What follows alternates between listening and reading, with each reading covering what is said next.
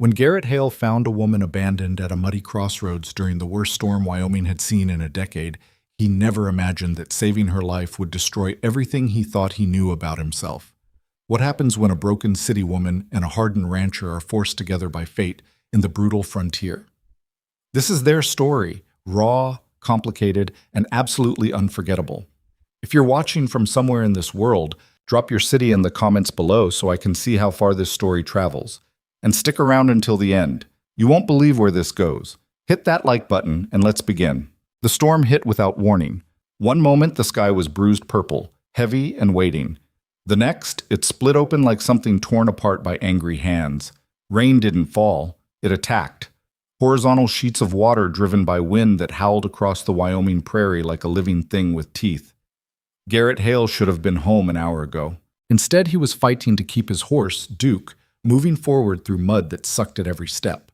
The gelding's ears were pinned flat, nostrils flaring wide as lightning cracked so close Garrett smelled the burnt ozone in the air.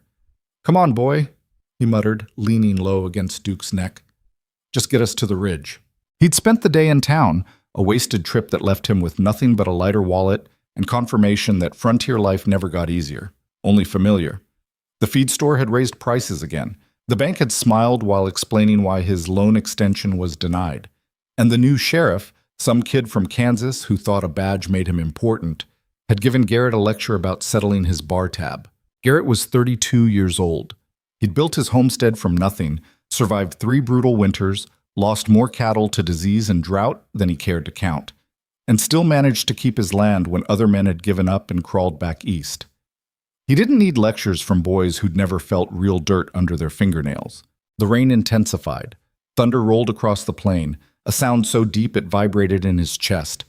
Duke stumbled, caught himself, kept moving. Good horse. Stubborn as hell, just like his owner. That's when Garrett saw it. At first he thought the storm was playing tricks, shapes in the rain that didn't make sense. But as Duke crested the small rise near the crossroads, the image sharpened into something impossible. A woman, sitting on a trunk beside the road. Alone, Garrett pulled Duke to a halt, blinking water from his eyes. No, that couldn't be right. Nobody would be out here. Not in this. Not sitting like she was waiting for a Sunday carriage instead of drowning in a summer storm that could kill her in hours. He urged Duke closer. She didn't move. The woman sat perfectly still on a battered leather trunk, hands folded in her lap like she was posing for a photograph. Her dress, some expensive-looking thing that might have been blue or gray, impossible to tell in the rain, was plastered to her skin. Her dark hair hung in ropes around her face. She was shaking so hard Garrett could see it from 10 feet away. But she wasn't crying, wasn't calling for help, wasn't doing anything except sitting there like she'd already accepted whatever came next. "Ma'am?" Garrett had to shout over the wind. She didn't react. He swung down from Duke, boots hitting mud with a wet squelch. The rain was cold despite the summer heat, driven hard enough to sting exposed skin. "Ma'am, you need to get out of this weather." Still nothing. Garrett moved closer, and finally, her head turned. The face that looked up at him was young, maybe mid-20s, with features that would have been pretty under different circumstances. Right now, she just looked hollow, empty. Like someone had scooped out whatever lived behind her eyes and left the shell sitting in the rain. "Are you hurt?" he asked. "No." Her voice was barely audible. "What are you doing out here?" "Waiting." "For what?" She blinked slowly. Water ran down her face in rivulets. "I don't know anymore." Jesus Christ, the woman was in shock. Garrett looked around searching for a wagon, a horse, anything that explained how she'd gotten here. Nothing. Just empty prairie and the storm trying to tear the world apart. "Where did you come from?" "The train station. In Hartley." Hartley was 8 miles back, 8 miles through terrain that was difficult even in good weather. "You walked?" "The driver brought me." She paused. "Most of the way. Then he said he wasn't going any further and left me here. Said someone would come." "Who?" Something flickered in her expression, not quite pain, not quite anger, something colder. "A man named Nathaniel Crawford. He was supposed to meet me. We were supposed to—" She trailed off, looking away. Garrett knew the name. Everyone in 3 counties knew Nathaniel Crawford. Rich family, big ranch, connections that stretched all the way to Washington. The kind of man who thought the world existed to serve his convenience. The kind of man who would absolutely leave a woman stranded at a crossroads if it suited him. "How long have you been sitting here?" She considered the question like it required real thought. "The driver left around noon, I think." "What time is it now?" Garrett didn't have a watch, but the light was nearly gone. "Past 6, probably closer to 7. "Oh." She said it like it didn't matter. Like sitting in a deadly storm for 7 hours was just mildly interesting information. Lightning struck close enough that Duke shied, yanking at the reins Garrett had looped around his wrist. The thunder that followed was immediate, a sound like the sky breaking in half. This was insane. They were both going to die if he didn't do something. "Can you stand?" "I think so." "Then do it. Now." He didn't mean to sound harsh, but shock killed people. Shock made them compliant, passive, willing to sit in the rain until hypothermia or lightning finished the job. She needed to move, needed to engage with reality instead of whatever frozen place her mind had retreated to. His tone worked. She stood, unsteadily, using the trunk for support, and faced him. Up close, he could see she was taller than average, with a frame that suggested strength beneath the expensive dress. Not a pampered city girl, or at least not entirely, something more complicated. "What's your name?" "Vivian Mercer." "I'm Garrett Hale. My homestead is about 40 minutes north if we push hard. You're coming with me." "I should wait for—" "Nobody's coming." He cut her off, not cruel, but final. "Crawford isn't coming. That driver isn't coming back. If you stay here, you die. Simple as that." She absorbed this with that same hollow expression. Then slowly she nodded. "Can you ride?" "I've never—" "You're learning today." He grabbed the trunk, testing its weight. Heavy. Too heavy to bring. "Anything in here you can't live without?" "Everything I own is in there." "Pick one thing. Fast." She stared at him like he'd asked her to choose which arm to cut off. Her hands shook as she fumbled with the clasps. The trunk opened to reveal neatly folded clothes, books, small wrapped packages. A whole life packed into leather and brass. Vivian stood frozen, looking at her possessions like they belonged to someone else. "Miss Mercer, one thing, now." She reached in and pulled out a small wooden box, about the size of a Bible. That was it. Nothing else. She closed the trunk carefully, hands lingering on the wet leather like she was saying goodbye. "Let's go." Getting her on Duke took longer than it should have. She had no idea how to mount, kept trying to climb up side saddle like she'd seen in paintings, and nearly fell twice. Finally, Garrett just grabbed her waist and lifted her into the saddle, then swung up behind her. She went rigid at the contact. "You're going to have to relax," Garrett said. "Hold on to the saddle horn. I've got you." "This isn't proper?" "Yeah, I know. You want proper or you want alive?" She didn't answer, but her hands found the horn and gripped tight. Garrett spurred Duke into motion, angling northeast toward home. The gelding responded immediately, understanding that shelter and dry hay waited at the end of this misery. Smart horse. They rode in silence for 20 minutes. The storm showed no signs of weakening. If anything, it was getting worse. The temperature had dropped noticeably, and Garrett could feel Vivian shaking against him, whether from cold or shock or both. He couldn't tell. "Why did you come to Wyoming?" He asked it partly to keep her conscious, partly because he was genuinely curious what drove an educated woman from New York to the frontier. "I was told it was an opportunity." "For what?" "A different life." "You get that in a letter? From Crawford?" "Yes." Her voice was barely audible over the rain.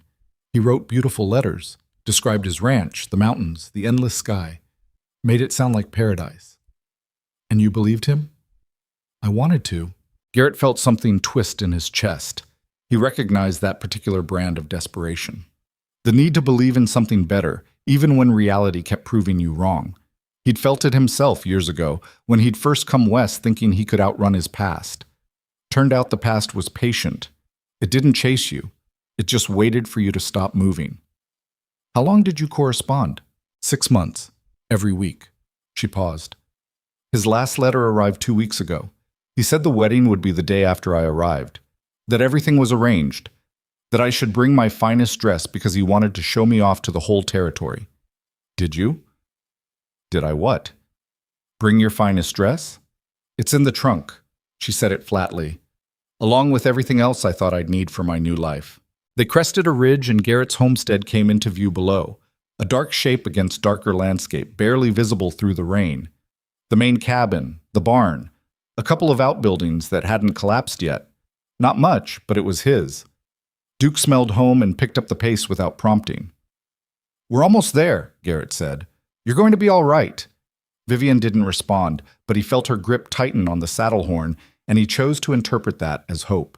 They reached the barn 15 minutes later. Garrett dismounted first, then helped Vivian down. Her legs nearly gave out when her feet touched ground.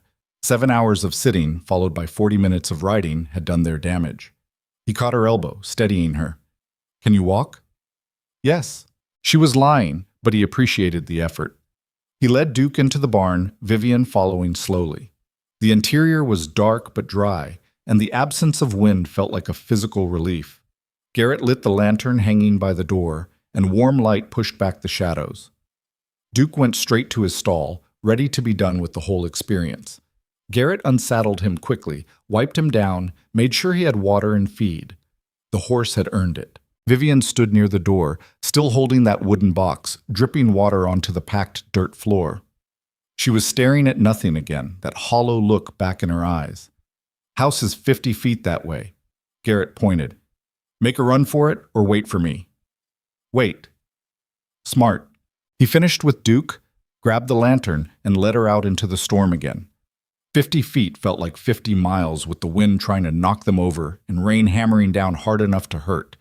But they made it to the cabin door, stumbled inside, and Garrett kicked it shut behind them. The sudden absence of noise was disorienting. Garrett set the lantern on the table and surveyed his home through a stranger's eyes. One main room that served as kitchen, dining area, and living space. A small bedroom off to the left.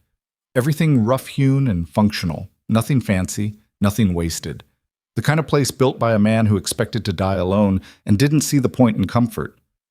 Vivian stood just inside the door, dripping, shaking, looking around like she'd stepped into a cave. "You need dry clothes," Garrett said. "I don't have—" "I know. Use mine." He went to the bedroom, dug through his trunk, and came back with a flannel shirt and wool pants. "They'll be huge, but they're dry. Change in there." He nodded toward the bedroom. "I'll get a fire going." She took the clothes without argument and disappeared. Garrett turned his attention to the fireplace. The wood was dry, the kindling ready. He always kept it prepared because frontier life punished unpreparedness. Within minutes, he had flames crackling, heat beginning to push into the room. Vivian emerged wearing his clothes. He'd been right. The shirt hung to her knees, the pants had to be rolled up several times, just so she could walk. She looked ridiculous and vulnerable, and somehow tougher than she had in that expensive dress. "Sit near the fire," he said. "Warm up." She moved to the hearth and sank down onto the floor, extending her hands toward the flames. Her dark hair was still wet, hanging loose around her face. She'd taken it down from whatever style she'd been wearing. Garrett went to change his own clothes, then returned and started making coffee.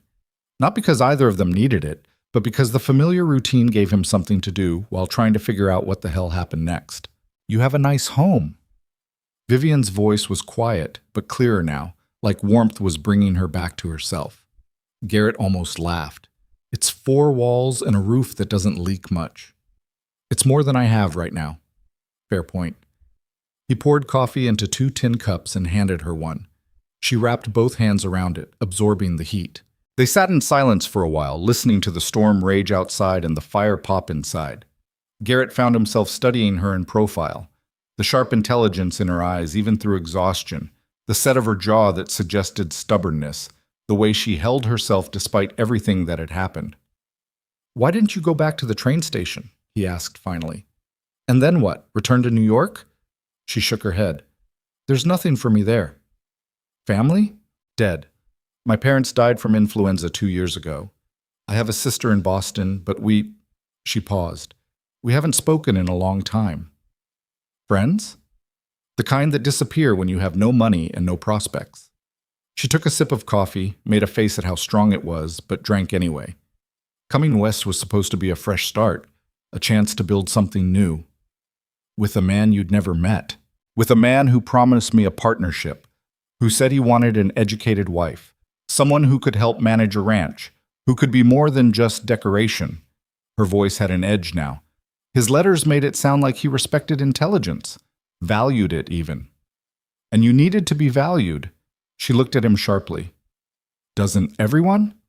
I suppose. What about you? She turned the question around. Why are you out here alone? Who says I'm alone? This cabin says it. One plate on the table, one cup, no photographs, no personal items. You live like a man who expects nobody to visit and prefers it that way. Garrett felt something uncomfortable shift in his chest. She wasn't wrong. I came west 7 years ago. Bought this land cheap because it was far from everything and nobody else wanted it. Built the cabin, started the ranch, kept my head down. Running from something? Walking away from something. There's a difference. Is there? He didn't answer. Didn't owe her his history just because he'd pulled her out of a storm. Vivian seemed to sense she'd pushed too far. I'm sorry. You saved my life tonight. I shouldn't interrogate you. You're not interrogating. You're making conversation because silence makes the situation uncomfortable. He paused. And because you're trying to figure out if I'm dangerous. Her expression shifted, surprise, then something like respect. Am I that obvious? You're smart to wonder. You don't know me. For all you know, I could be worse than Crawford. Are you? Garrett met her eyes. No. Then I'll choose to believe you. She said it simply, like trust was a conscious decision rather than something earned. Maybe for her it was. The storm hammered on, the fire crackled. Outside, the Wyoming night was black and violent, but inside the cabin felt almost peaceful. You can stay here tonight, Garrett said. Take the bedroom. I'll sleep out here. I can't take your bed. You can and you will. We'll figure out the rest tomorrow. Figure out what?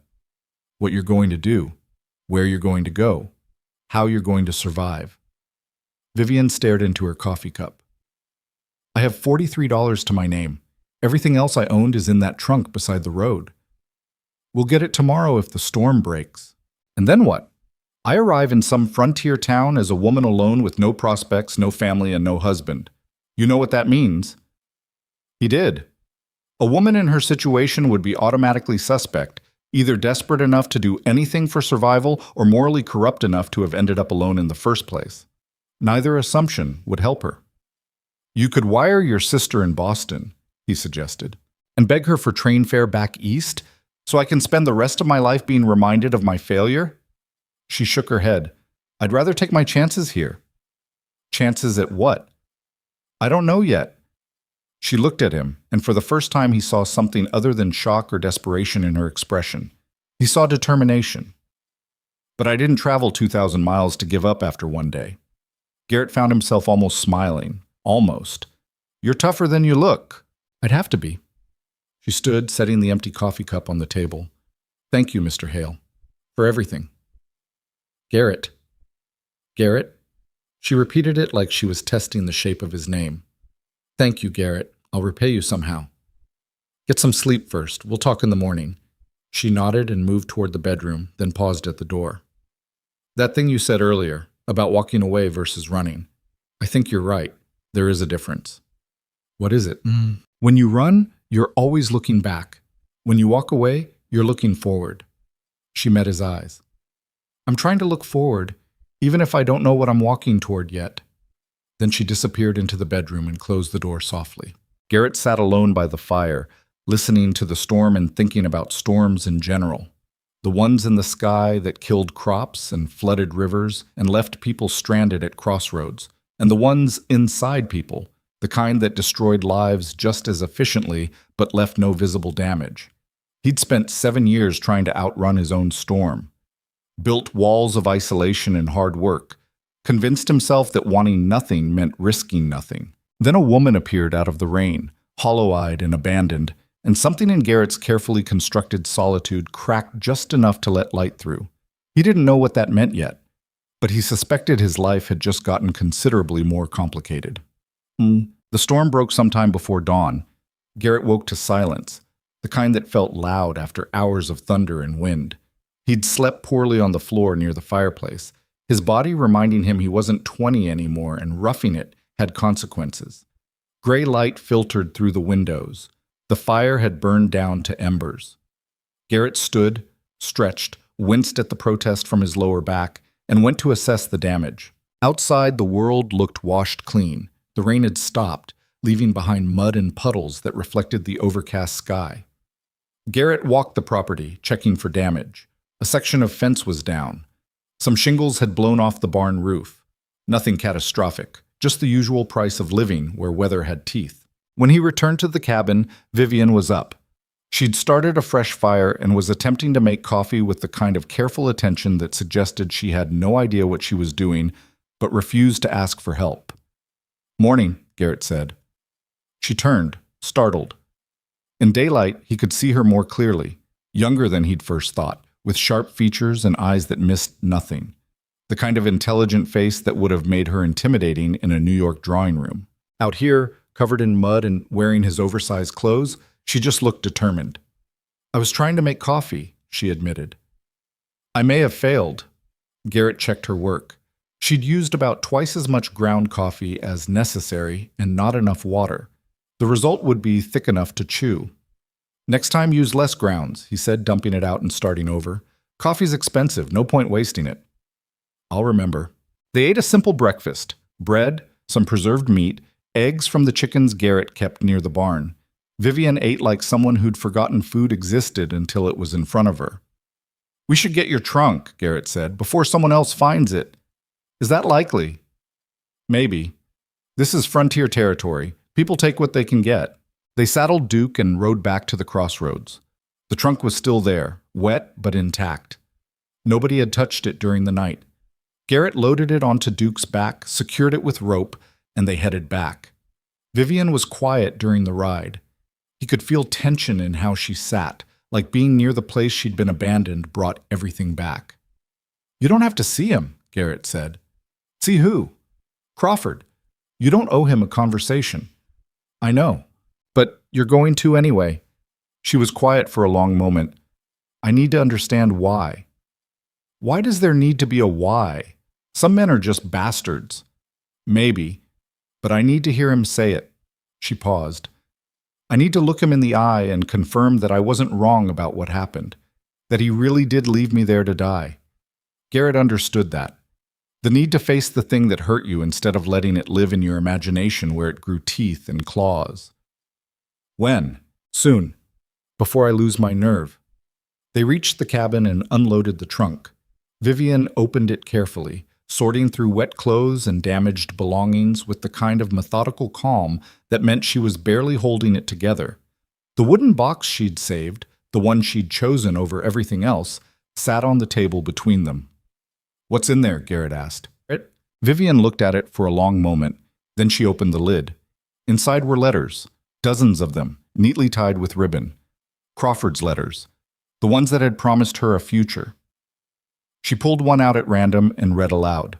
"My dearest Vivian, today I watched the sun set over the mountains and thought of you. Soon you will see these vistas yourself, and I hope they move you as deeply as they move me. I find myself counting the days until your arrival, imagining the life we will build together. A partnership of equals, two minds working toward a shared vision. I believe we will accomplish remarkable things." Her voice trailed off.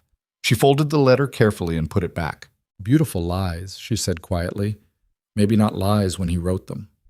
"Does that make it better or worse?" Garrett didn't have an answer. She closed the box and stood. "I need to change. Then I need you to take me to the Crawford Ranch." "Today?" "Today, before I talk myself out of it." An hour later, they were riding south.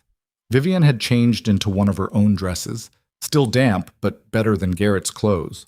She'd done something with her hair, pulled it back in a way that made her look older, more severe.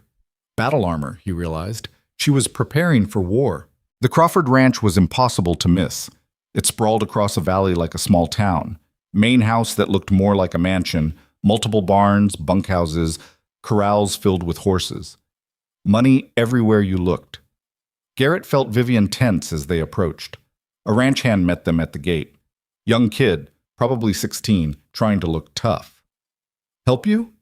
"We're here to see Nathaniel Crawford," Vivian said. Her voice was steady, controlled. Mr. Crawford isn't receiving visitors.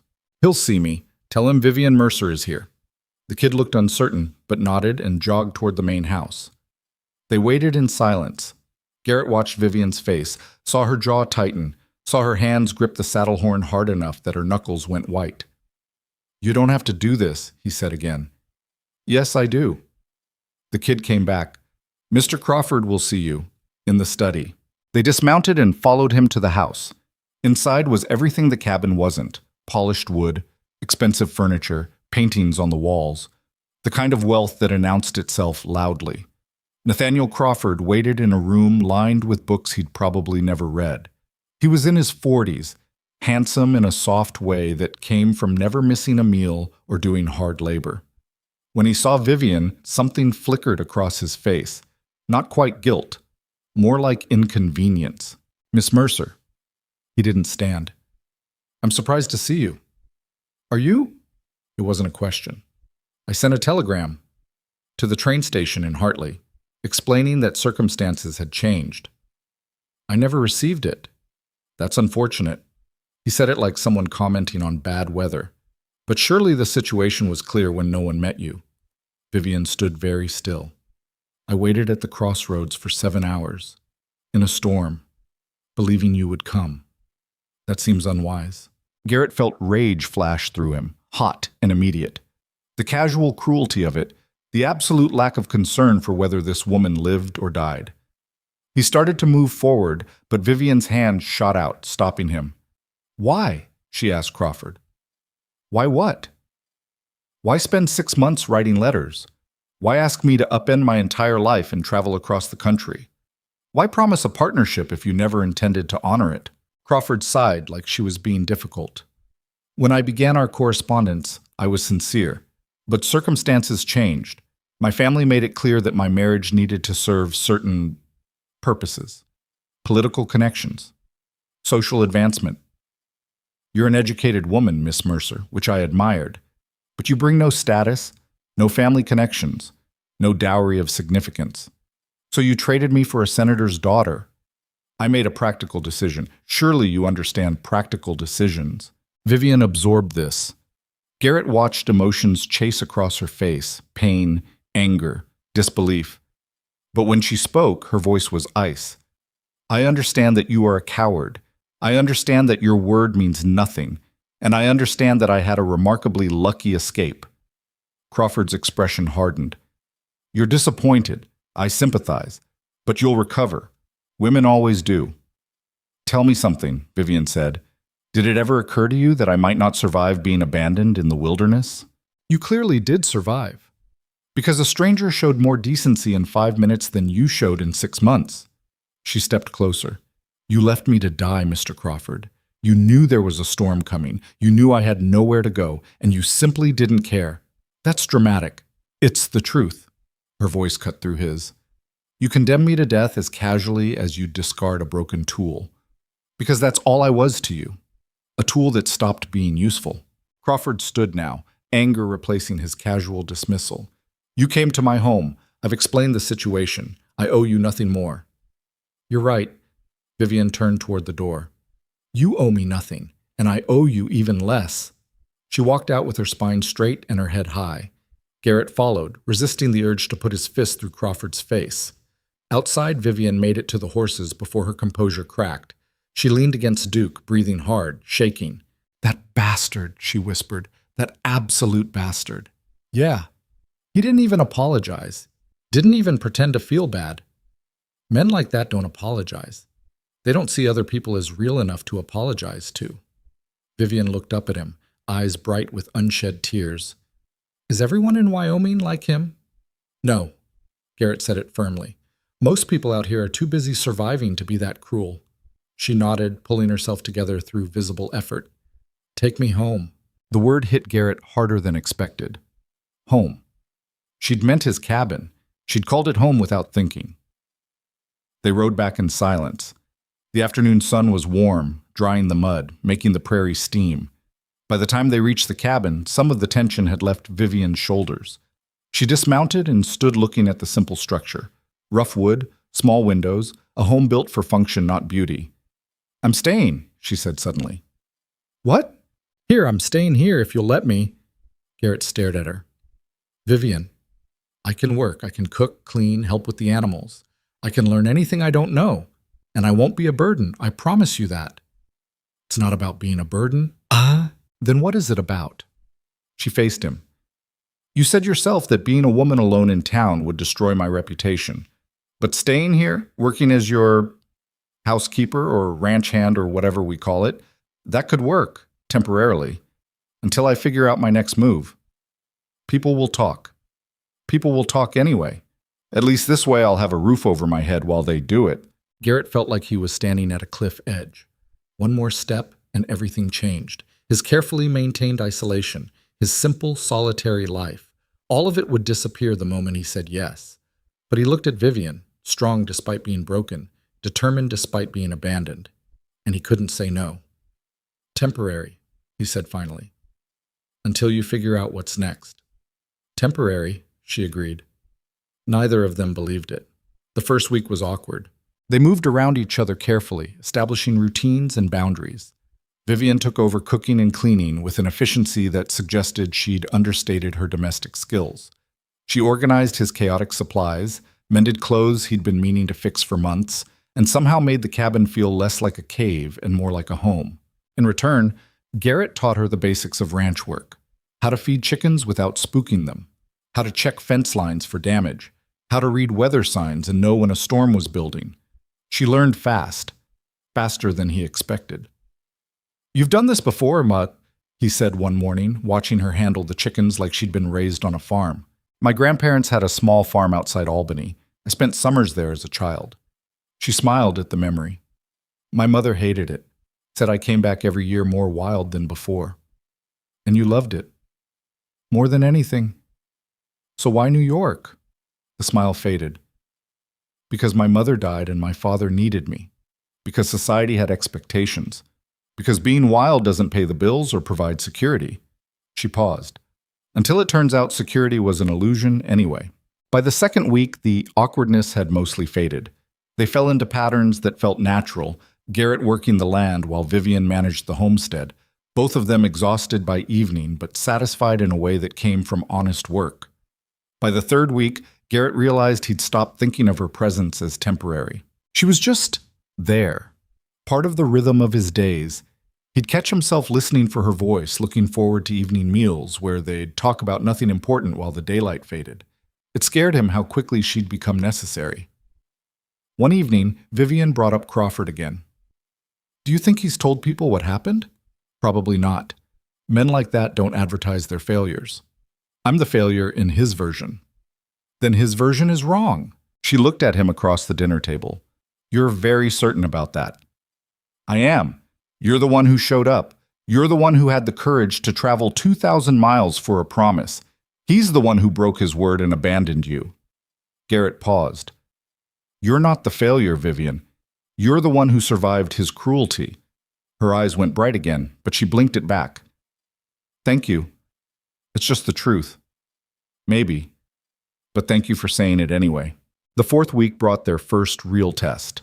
A late summer storm rolled in, not as violent as the one that had brought them together, but sustained and brutal. 3 days of rain that turned the property into a swamp and made outdoor work impossible. They were trapped inside the cabin together, forced into proximity that revealed things isolation had hidden. Garrett learned that Vivian sang while she worked, quietly, songs he didn't recognize, her voice better than it had any right to be. She learned that Garrett read. Real books, not just almanacs and ranch journals. He had a small collection hidden in his bedroom, worn volumes of poetry and philosophy that he'd deny owning if anyone asked. You're not what I expected, she said on the third day, watching rain sheet past the windows. What did you expect? I don't know. A rough frontiersman who cared only about survival. Someone simple. Disappointed? Intrigued? She smiled slightly. Turns out people are complicated everywhere, even in Wyoming. Even in New York? Especially in New York. But there the complications are different, more performative. Here it feels like the complications are just human. They talked for hours that day, about their past, their failures, the versions of themselves they'd left behind. Vivian told him about her parents' death, her sister's betrayal, the slow erosion of everything she'd built in New York. Garrett told her about his father's violence, his mother's silence, the day he walked away from his family name and never looked back. By the time the storm cleared, they knew each other in ways that went deeper than weeks usually allowed.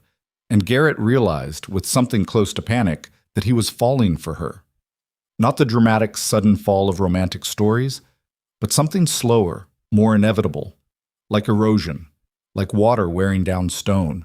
He didn't know what to do with that information, so he did nothing, kept working, kept his distance, kept pretending this was still temporary. Until the morning, Vivian planted flowers outside the cabin. It was a small thing. Wildflowers transplanted from the prairie, arranged near the front door in a way that was deliberately beautiful. Garrett stood watching her work, and something in his chest cracked wider. "Why?" he asked. She looked up, dirt on her hands, sunlight in her hair. "Because even temporary places deserve beauty." "Vivian, I know." She cut him off gently. "I know this isn't permanent. I know I need to figure out my real future. But while I'm here, I'm going to make it home." Garrett wanted to tell her it already was, that she'd made it home the moment she transformed his isolated cabin into a place worth returning to. Instead, he just nodded and went back to work. That night, for the first time, Garrett let himself imagine a future that included her. It terrified him, but it also felt like the first honest hope he'd had in years. The flowers lasted 3 days before the heat killed them. Vivian found them wilted one morning, their petals brown and curled like tiny fists. She stood looking at them for a long moment, then pulled them up and tossed them aside without comment. Garrett watched from the barn and said nothing. The frontier killed beauty as casually as it killed everything else. She was learning that now. But the next week she tried again. Different flowers this time, planted in shade with more water. These lasted longer. 6 weeks had passed since the storm. 6 weeks of Vivian transforming his homestead into something that felt less like survival and more like living. She'd organized the cabin until everything had a place. She'd started a small vegetable garden behind the house. She'd even convinced Garrett to fix the shutters that had been hanging crooked for 2 years. "They make the whole place look abandoned," she'd said. "The whole place is abandoned. It's just me out here." Not anymore. The words hung between them, heavy with implications neither wanted to examine too closely. Town became unavoidable eventually. They needed supplies, flour, salt, fabric for mending. Things Garrett couldn't produce and couldn't do without. He'd been putting it off, knowing what would happen the moment people saw them together. "I should come with you," Vivian said when he mentioned the trip. "That's a bad idea." "Why?" "Because people will talk." "They're already talking. At least this way I can see who's doing it." She had a point. The isolation that had protected them couldn't last forever. Eventually she'd need to exist in the world beyond his fence line. They rode into Hartley on a Thursday afternoon when the sun was high and mean. The town was small. One main street, a handful of businesses, enough people to support basic commerce, but not enough for anyone to mind their own business. Garrett felt eyes on them the moment they arrived. The general store was run by a woman named Martha Cunningham, 60 years old with opinions about everything and the social authority to make those opinions matter. When Garrett and Vivian walked in together, Martha's expression went from curious to knowing to disapproving in about 3 seconds. "Garrett," she nodded at him, then turned her attention to Vivian. "And who might this be?" "Vivian Mercer," Vivian said before Garrett could answer. She extended her hand like she was at a New York social function instead of a frontier general store. "Pleased to meet you." Martha looked at the offered hand like it might bite her, then shook it briefly. "Mercer. That name sounds familiar." "I arrived about 6 weeks ago, from New York." "Ah, yes." Martha's tone sharpened. "You were supposed to marry Nathaniel Crawford, weren't you? I heard about that situation." Garrett felt Vivian tense beside him, but her voice stayed level. "That arrangement didn't work out." "I can imagine." Martha's eyes flicked between them. "And now you're staying with Garrett." "I'm working for him, managing his household in exchange for room and board." "Working for him." Martha repeated it slowly, loading the words with skepticism. "That's what we're calling it?" "That's what it is," Garrett said flatly. "You have a problem with how I run my property?" "No problem at all." But her expression said otherwise. "I just think it's interesting is all." A single woman living alone with a single man. People might get the wrong idea. Then people should mind their own business. This is a small town, Garrett. Nothing is private. They bought their supplies in tense silence. Martha tallied the costs with exaggerated precision, like she was doing them a favor by taking their money. When they left, Garrett could feel her watching through the window. "That went well," Vivian said once they were outside. "She's a gossip. Ignore her." "Easy for you to say. You're not the woman whose reputation just got shredded in about 5 minutes."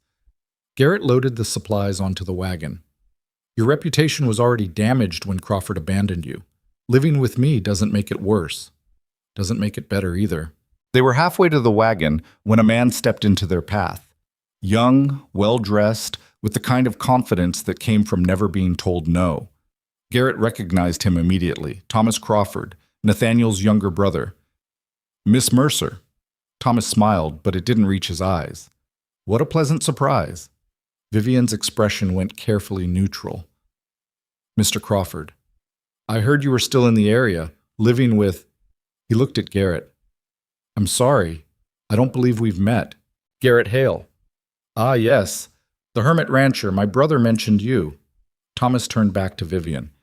"I wanted to apologize on behalf of my family. Nathaniel's behavior was unconscionable, leaving you stranded like that. Your brother already explained his reasoning.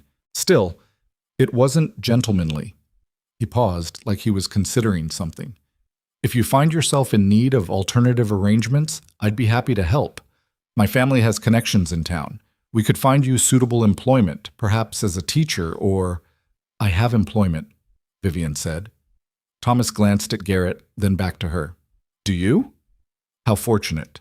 The way he said it made Garrett's hands curl into fists, like he knew exactly what kind of employment Thomas was implying and found it amusing. "We need to go," Garrett said. "Of course." Thomas stepped aside, still smiling. "But Miss Mercer, if you change your mind about those alternative arrangements, please don't hesitate to contact me.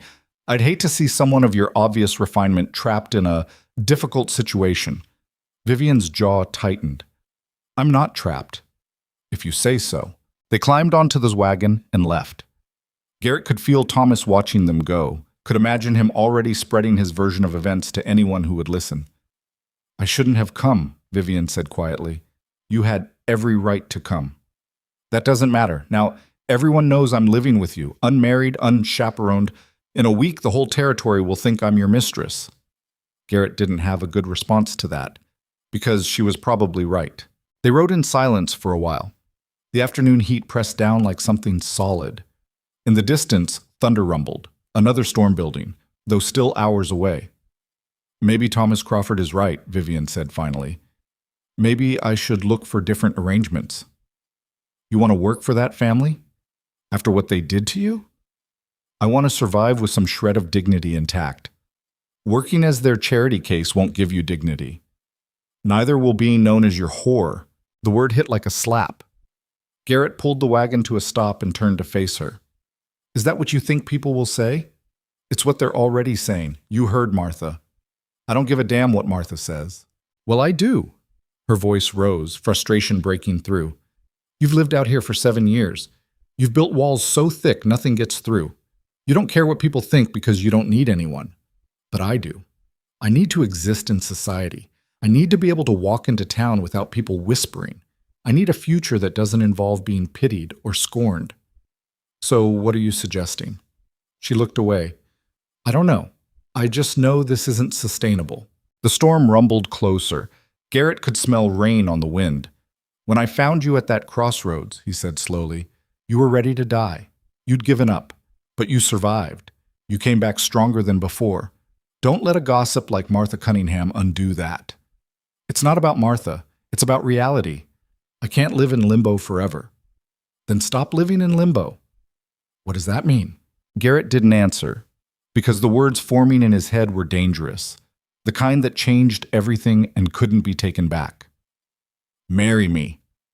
The thought hit him with sudden clarity. It was insane. They barely knew each other. 6 weeks wasn't enough time to build a marriage. But 6 weeks had been enough time to transform his entire existence, to make him want things he'd spent years denying. He couldn't say it, not yet, Not when the idea was still forming and terrifying. "Let's get home," he said instead, "before the storm hits." They didn't talk for the rest of the ride, but Garrett felt the weight of unsaid words pressing down heavier than the approaching thunder. The storm arrived just as they reached the cabin. This one was quick and violent, all flash and noise that ended within an hour. Afterward, the air smelled clean and the temperature had dropped to something almost comfortable. Vivian went about her evening routine, cooking dinner, tidying the cabin, doing the 100 small tasks that kept the household running. But Garrett could see tension in her shoulders, could sense her mind working through problems that had no easy solutions. They ate in near silence. The meal was good. Vivian had learned to cook over an open hearth with surprising skill, but neither of them tasted much. Finally, Garrett set down his fork. "We need to talk about this." "About what?" "Your future, our situation, all of it." Vivian looked up. In the lamplight, her face was shadowed, hard to read. "What's there to talk about?" "Options." "I don't have options, that's the problem." "Everyone has options. They're just not always good ones." He paused. "You could go back east, to your sister. We've been through this. You could take Thomas Crawford up on his offer, find work in town." "As what? A teacher who's living in sin with a rancher? No school board would hire me." "You could start over somewhere else, different territory, different name, different story. Running away, like you did." The words stung because they were true. "Yeah, like I did." Vivian stood and walked to the window, looking out at the wet prairie. "I don't want to run. I'm tired of running. I've been running since my parents died, from grief, from responsibility, from reality. I came west thinking it would be different, that I could build something real." She turned to face him. "And then I met you, and for 6 weeks I've been pretending this is sustainable, that I can just stay here indefinitely and everything will work out." "Maybe it will?" "How? How does this work, Garrett? You're a bachelor rancher living alone. I'm a woman with no family and a destroyed reputation. We can't just exist in this space between things forever." "Why not?" "Because society doesn't allow it. Because eventually something will force a decision, a bad harvest, an accident, gossip that gets too loud to ignore. And when that happens, we'll both pay the price." Garrett stood too. They faced each other across the small cabin, and he could feel the moment balanced on a knife edge. "There's another option," he said. "What?" "Marry me." The words landed in the space between them like stones. Vivian stared at him. "What?" "Marry me. Make this arrangement legal and permanent. Solve both our problems." "That's insane." "Why?" "Because we barely know each other. Because marriage should be based on more than convenience. Because what? Because you're still hoping for love?" He didn't mean to sound harsh, but reality was harsh. "You tried that. With Crawford. With his beautiful letters and promises. How did that work out?" She flinched. "That's not fair." "It's true, though. Love didn't save you. A stranger dragging you out of a storm saved you. Hard work saved you. Building something real saved you. And you think marriage would save me now? I think it would give you security, legal protection, a place in society that's respectable instead of scandalous." He paused. "And I think it would give me a partner, someone who actually gives a damn about making this place work." Vivian shook her head. "This is crazy." "Maybe, but it's practical." "I don't want practical. I want—" She stopped herself. "What? What do you want?" "I don't know anymore." Her voice dropped. "When I came west, I wanted partnership, respect, someone who valued my mind as much as my ability to manage a household. Crawford promised all of that. And I'm not promising anything." "Exactly. You're proposing a business arrangement. I'm proposing survival, which is more honest than most marriages start with." She looked at him for a long moment. "And if I say yes, what happens then?" "We get married. You stay here legally. We work the ranch together. We build something that lasts." "Without love." "Without the illusion of love," he corrected. "We'd have respect, trust, common purpose. That's more than most people get." "That's incredibly sad." "That's realistic." Vivian turned back to the window. Outside, the moon was rising, painting the wet prairie silver. "I need time to think about this." "Take all the time you need." But they both knew time was running out. The longer she stayed unmarried, the worse the gossip would get. And in a place where reputation could mean the difference between survival and ruin, gossip mattered. 3 days passed. They moved around each other carefully, both aware of the unanswered question hanging between them. Garrett threw himself into ranch work, fixing things that didn't need fixing, checking fence lines he'd checked the week before. Anything to avoid sitting still and thinking about the fact that he'd proposed marriage to a woman he'd known for 6 weeks. Vivian maintained the household with her usual efficiency, but he could see her mind working. She was calculating odds, weighing options, trying to figure out which choice would hurt least. On the 4th day, she came to him while he was repairing the barn roof. "I'll do it," she said. Garrett looked down at her. "You sure?" "No, but I'm out of better ideas." "That's not exactly a ringing endorsement." "You asked for practical, not romantic." She crossed her arms. "I have conditions, though." "Such as?" "Separate bedrooms. This is a business arrangement, not a real marriage." "Fine." "Equal partnership in ranch decisions. I'm not a servant or decoration." "Agreed. And if either of us wants out, if this doesn't work, we end it. No questions, no guilt." Garrett climbed down from the roof. Up close, he could see uncertainty in her eyes, but also determination. She was choosing the least bad option and making peace with it. "Agreed," he said. "Anything else?" "Just one thing." She met his eyes. "Be honest with me, always. I can handle hard truths. I can't handle beautiful lies." He thought about Crawford's letters, all those pretty promises that meant nothing. "I can do that." "Then we have a deal." They shook on it like business partners sealing a contract, which, Garrett supposed, they were. The wedding was set for the following Saturday. They kept it simple. Hartley's small church, a visiting circuit preacher, witnesses pulled from whoever happened to be in town that day.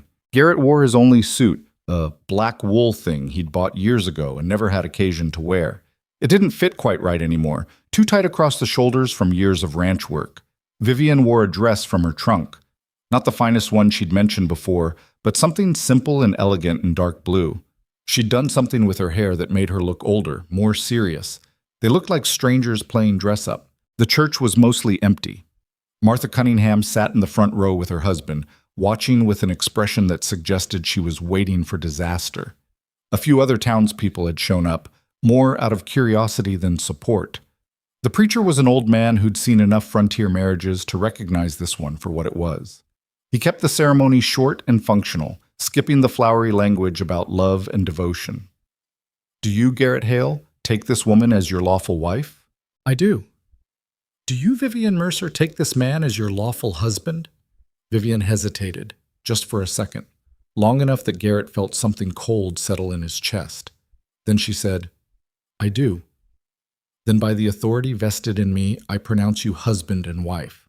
No kiss, no celebration, just legal words that changed everything and nothing. They signed the certificate. The preacher filed it away. And just like that, Vivian Mercer became Vivian Hale. Outside, Martha approached them with a smile that didn't quite work. "Congratulations. I'm sure you'll be very happy together." "Thank you," Vivian said with equal insincerity. "It's good that Garrett finally has someone to help manage that isolated property. Must get terribly lonely out there." "We manage."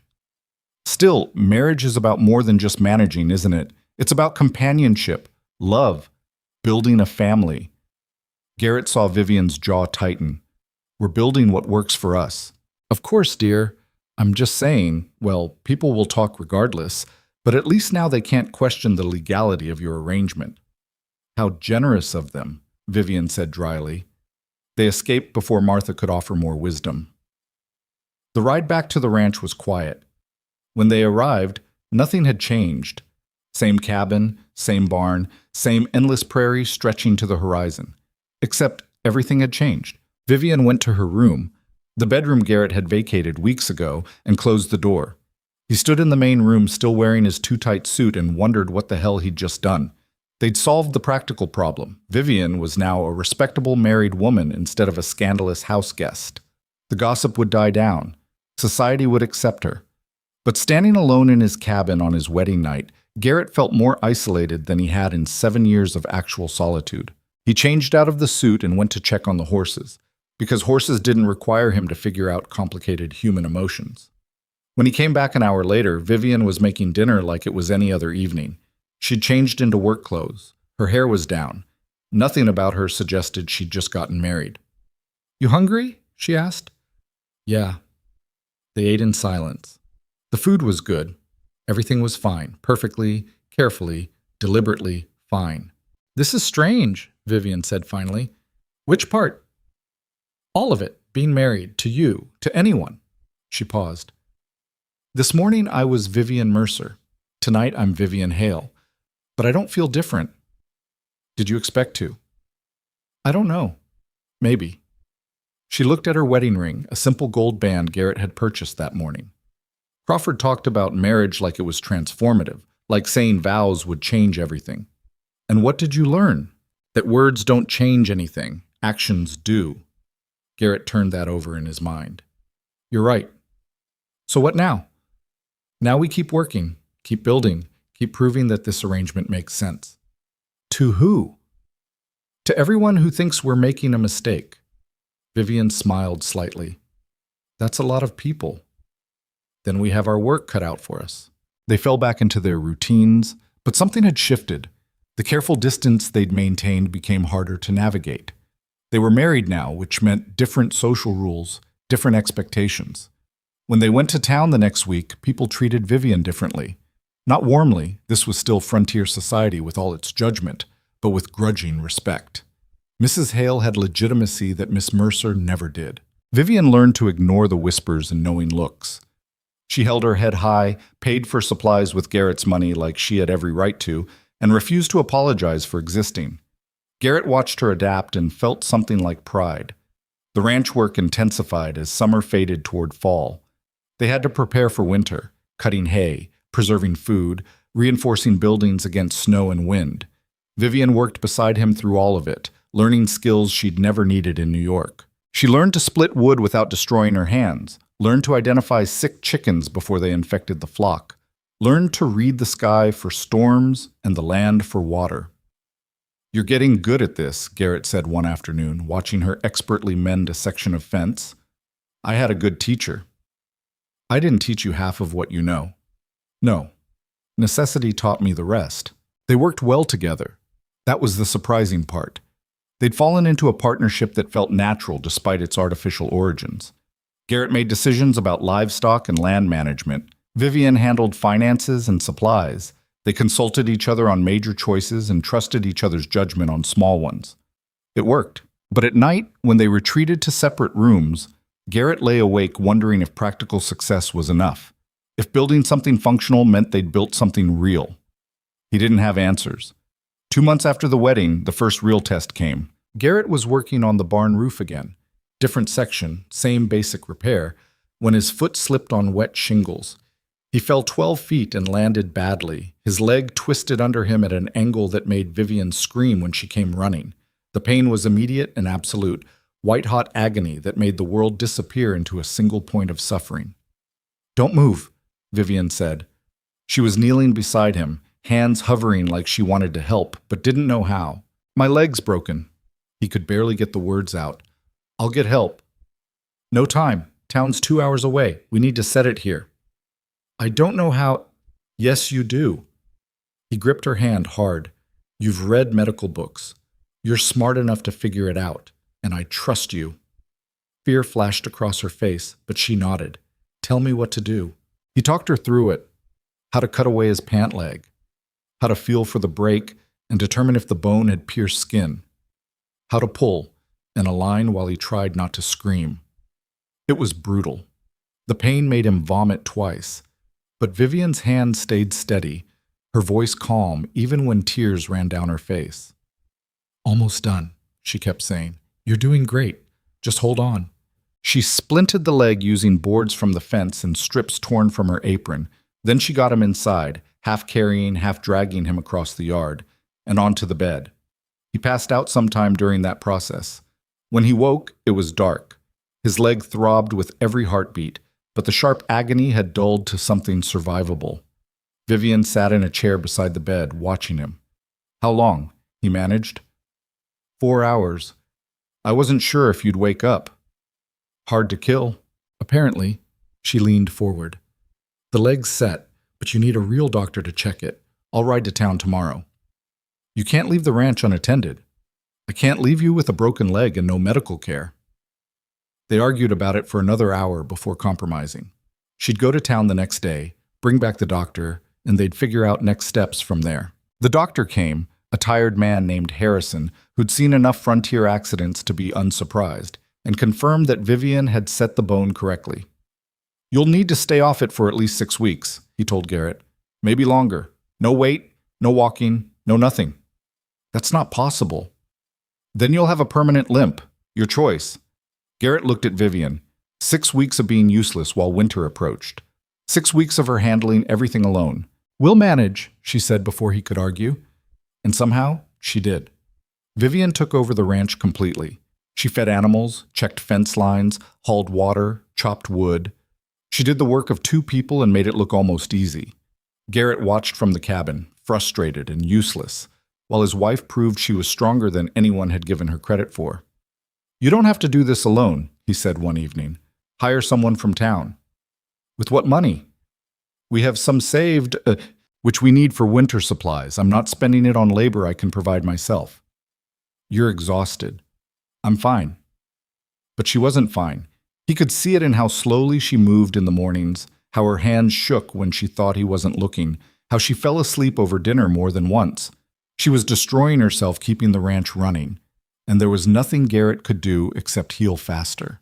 8 weeks after the accident, he finally put weight on the leg. It held. Dr. Harrison had been right about the limp. He'd carry that forever now, but at least he could walk. He found Vivian in the barn, feeding the horses. She looked up when he entered, and something crossed her face. Relief, maybe. Or just exhaustion. You're walking, she said. Limping, but yeah. Does it hurt? Not as bad as watching you work yourself to death. She turned back to the horses. Someone had to keep things going. I know, and you did. You kept everything running when I couldn't. He moved closer. I owe you. You don't owe me anything. This is what partners do. Partners. The word hit different now. They'd started as strangers, become housemates, married for convenience. But somewhere in the past weeks, they'd become actual partners. Garrett realized he didn't know when that shift had happened, only that it had. Vivian. She turned. Thank you. For what? For not giving up, on the ranch, on this arrangement, on me. Something softened in her expression. Where else would I go? Anywhere. You could have left while I was laid up, could have decided this was too hard. I could have, she agreed, but I didn't want to. The words hung between them, meaning more than they said. Winter arrived early that year, bringing snow and temperatures that turned the prairie into something hostile. But the ranch was ready. They had supplies, repaired buildings, enough wood to last until spring. They'd made it through the first major test. And as Garrett sat by the fire one freezing December night, watching Vivian read by lamplight, he realized something that should have terrified him, but instead felt inevitable. He'd stopped thinking of this as a business arrangement. Somewhere between the practical proposal and the broken leg, between the town gossip and the brutal ranch work, something real had grown. He didn't love her. Not yet. But he could see it coming like weather on the horizon, unavoidable and transformative. And for the first time in 7 years, Garrett Hale wasn't afraid of what came next. The realization didn't announce itself with drama. It arrived quietly one January morning while Garrett watched Vivian argue with a stubborn chicken that refused to leave its nesting box. You can't stay in there all day, she was saying, completely serious. The other hens need their turn. The chicken made an indignant noise. I don't care if you're comfortable. Life isn't about comfort. Garrett leaned against the barn door, trying not to smile. 6 months ago, this woman had been sitting in expensive clothes at a muddy crossroads, waiting to die. Now she was lecturing poultry about work ethic. She finally got the chicken out and turned to find him watching. What? Nothing. You're smirking. I'm appreciating your negotiation skills. With a chicken. Still counts. She rolled her eyes, but he caught the small smile before she turned away. These moments had become more frequent. Casual touches that lingered, conversations that went deeper than necessary, silences that felt comfortable instead of awkward. They were slipping. Both of them knew it, The arrangement they'd built so carefully was developing cracks, and neither seemed particularly motivated to patch them. January gave way to February with temperatures that made the previous month look mild. The kind of cold that hurt to breathe, that turned metal brittle and made every task twice as hard. They spent most days inside, venturing out only for essential chores. Being trapped together should have been miserable. Instead, Garrett found himself looking for excuses to stay near her, helping with cooking when she didn't need help, reading aloud from books because she mentioned liking his voice, sitting closer than necessary by the fire because the cabin was cold, and body heat was practical. Practical. That word was doing heavy lifting lately. "Tell me about your family," Vivian said one evening. They'd finished dinner and were drinking coffee, both reluctant to end the day and retreat to separate rooms. Garrett tensed. "Not much to tell." "You walked away from them. That's something." "Walking away isn't the same as having a story worth telling." "Try me." He stared into his cup, watching steam curl upward. Talking about his past felt like opening a wound that had finally scabbed over. But Vivian had shared her history, the dead parents, the estranged sister, the slow erosion of everything she'd built. Maybe he owed her the same honesty. "My father was a railroad man," he said finally. "Made good money, drank most of it, took his failures out on my mother and me. Standard story. Nothing special." "Did he hit you?" "When he remembered I existed." Vivian's expression shifted. Not pity, thank Christ, but understanding. "And your mother?" "Pretended everything was fine, even when it clearly wasn't. Even when neighbors asked questions, she'd smile and make excuses." Garrett paused. "I think she believed if she ignored the problems hard enough, they'd disappear." "They never do, though." "No. They just get bigger." He took a drink of coffee, using the motion to avoid her eyes. "When I turned 23, my father came home drunk and decided I'd looked at him wrong. We fought. I won. And I realized if I stayed, eventually one of us would kill the other. So you left." "Walked out that night with nothing but the clothes I was wearing. Worked railroad jobs for 2 years, saved every penny, came west and bought this land cheap from a widow who couldn't work it alone." "Do you ever think about going back?" "Never. Not even to see if your mother—" "She made her choice. I made mine." His tone came out harsher than intended. "Sorry, it's not a topic I revisit often." "I understand." Vivian was quiet for a moment. "My sister made a similar choice. After our parents died, the inheritance was supposed to be split evenly, but she convinced the lawyers I was unstable, grieving too hard, making poor decisions. She got control of everything and offered me a small allowance if I'd live quietly and not cause trouble." "And you told her to go to hell." "In more polite terms, but essentially yes." She smiled without humor. "We haven't spoken in 3 years. For all I know, she thinks I'm dead." "Would she care?" "Probably not."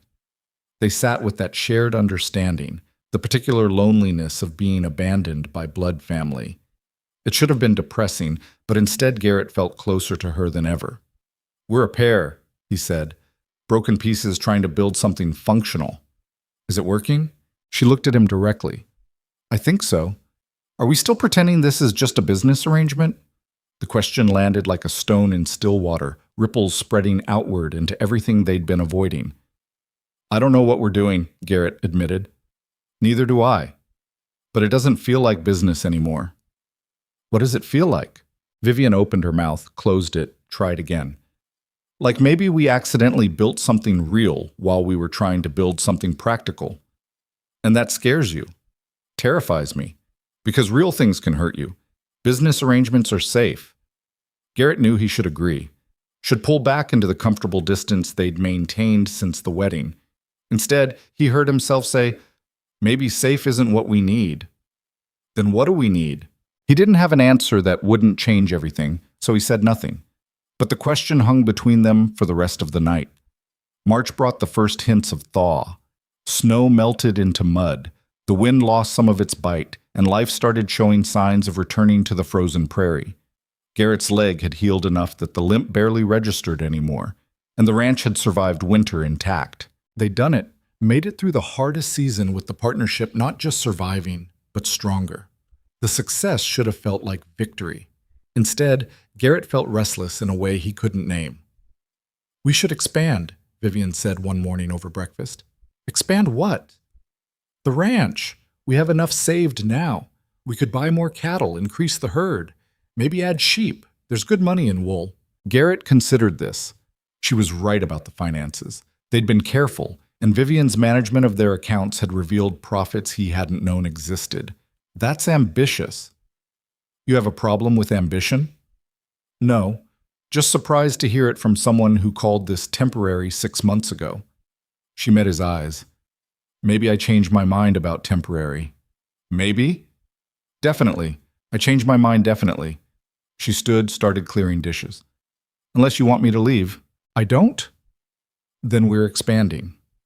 They rode into Hartley the next week to talk with the bank about a loan. The same banker who'd denied Garrett's extension months ago sat across from them now, looking between their determined faces and the carefully prepared financial documents Vivian had brought. "This is quite impressive, Mrs. Hale," he said, studying the numbers. "Your husband's operation has become significantly more profitable under your guidance." "Under our partnership," Vivian corrected. "We make decisions together." The banker's expression suggested what he thought about wives having opinions, but he was too professional to say it. The bank would be willing to extend credit based on these projections. With appropriate collateral, of course. "The land itself serves as collateral," Garrett said. "And if the expansion fails, it won't." "You seem very confident for a venture that involves considerable risk." Vivian leaned forward. "Mr. Patterson, my husband and I have survived a deadly storm, a broken leg that should have destroyed the ranch, and a winter that killed 3 of our neighbors' operations. We're not afraid of risk. We're afraid of standing still." Patterson blinked at her directness. Then, surprisingly, he smiled. "Very well. The bank will approve the loan. Welcome to the cattle business, Mrs. Hale."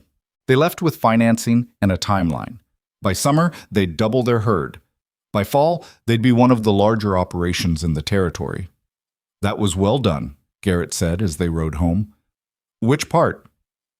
"Standing up to Patterson. He tried to dismiss you and you shut it down." "Men like that always try to dismiss women. You just have to make it harder than it's worth." She paused. "You weren't bothered that I spoke for us?" "Why would I be? Some men would consider it overstepping. Some men are idiots. You're better with numbers and negotiations than I am. Why wouldn't you speak?" He said it casually, but he saw impact flash across her face, like he'd handed her something valuable without realizing it. "Thank you," she said quietly. "For what?" "For meaning that." The expansion kept them busy through spring.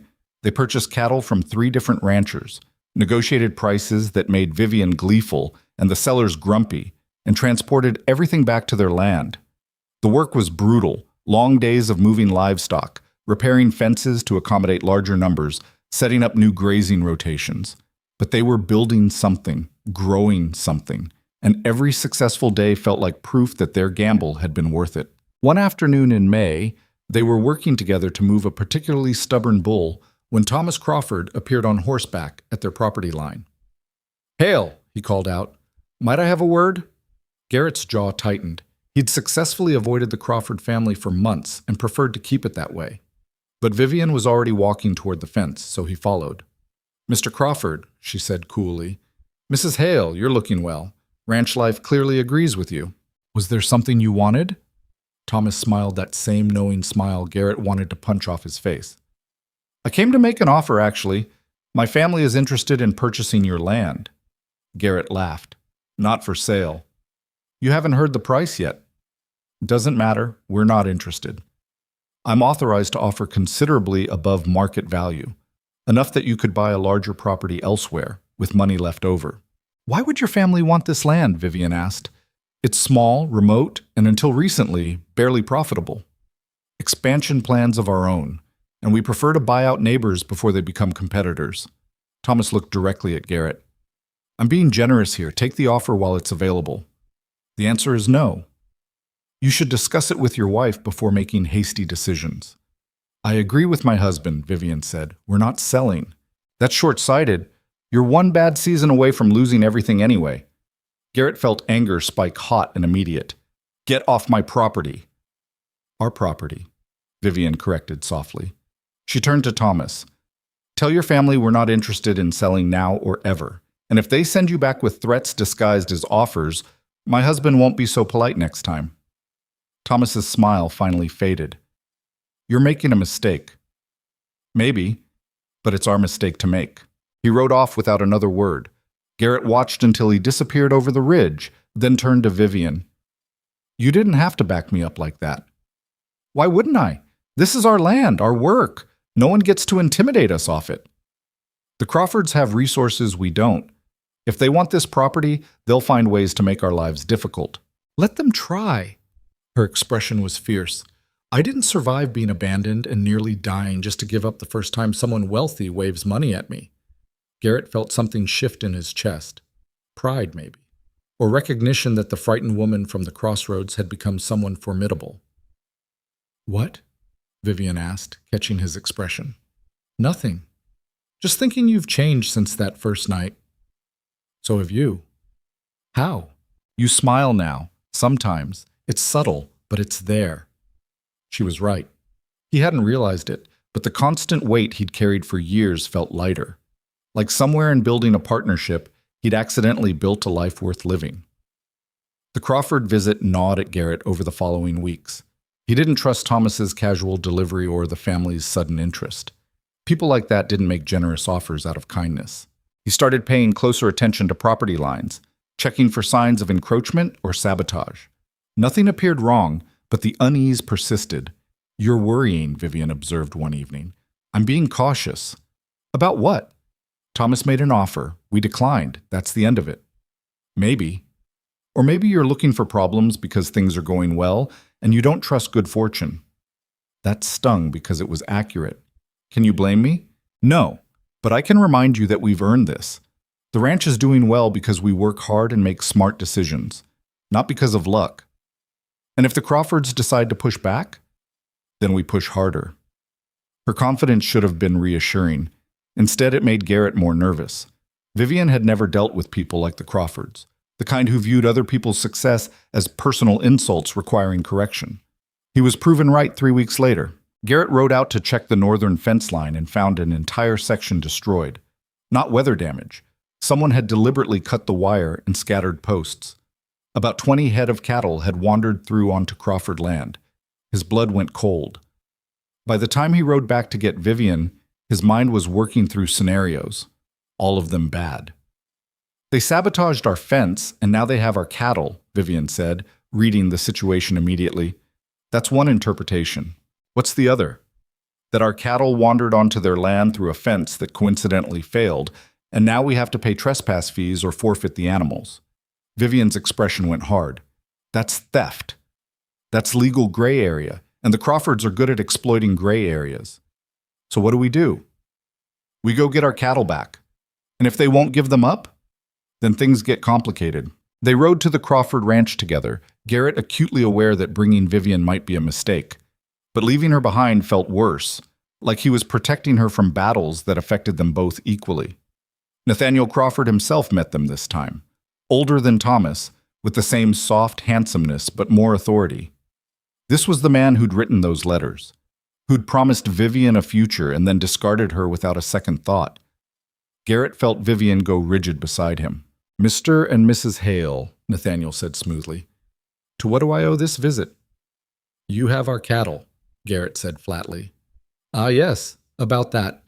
Your livestock wandered onto my property through a damaged fence. I've had my men pen them for safekeeping." "How generous. We'll take them back now." "I'm afraid there's the matter of trespass fees, and the cost of my men's labor in rounding them up.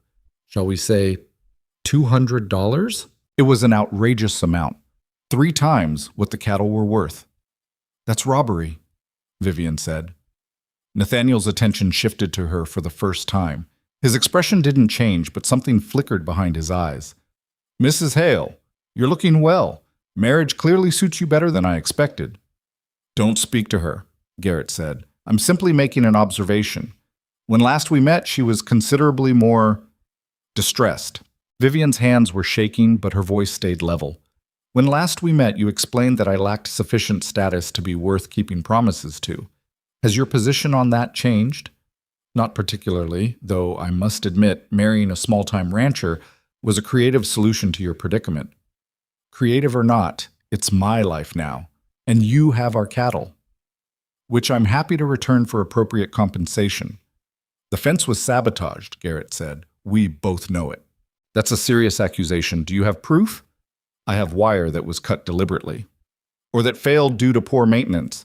Hard to say without an official inspection. Nathaniel smiled. Tell you what, to avoid unpleasantness, I'll reduce the fee to $100. Take the offer, or I sell the cattle to cover my costs. Garrett did the math quickly. $100 was money they needed for other things, but losing the cattle meant losing more in the long run. Fine, he said through clenched teeth. 100. Excellent. I'll have my men bring them to the property line tomorrow. Cash payment, of course. They rode home in furious silence. Vivian's face was pale.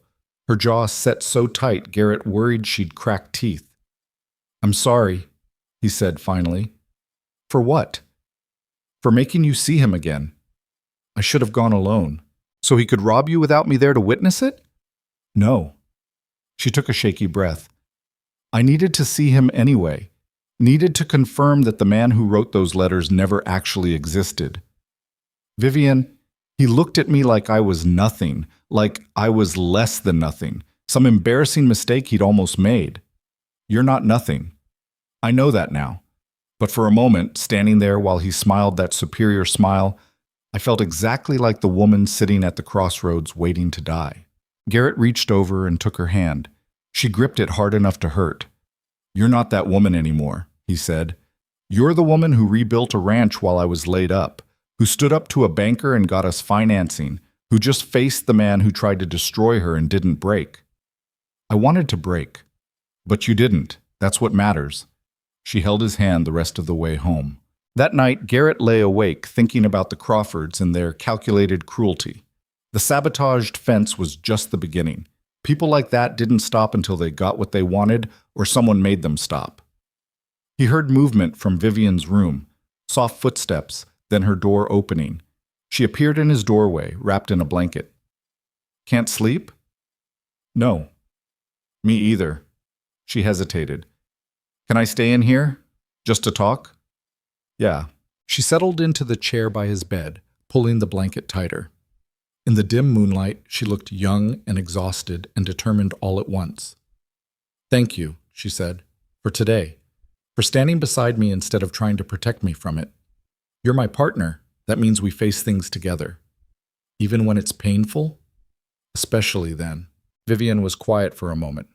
When I agreed to marry you, I thought I was trading one form of survival for another, security in exchange for freedom.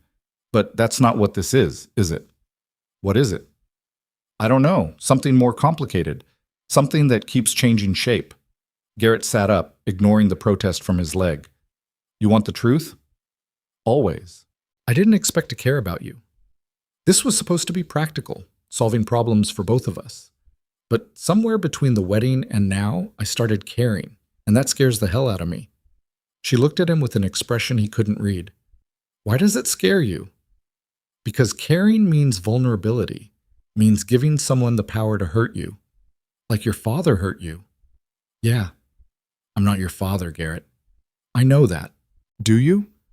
Because you keep me at arm's length even when we're in the same room, like you're waiting for me to prove I'll betray you eventually.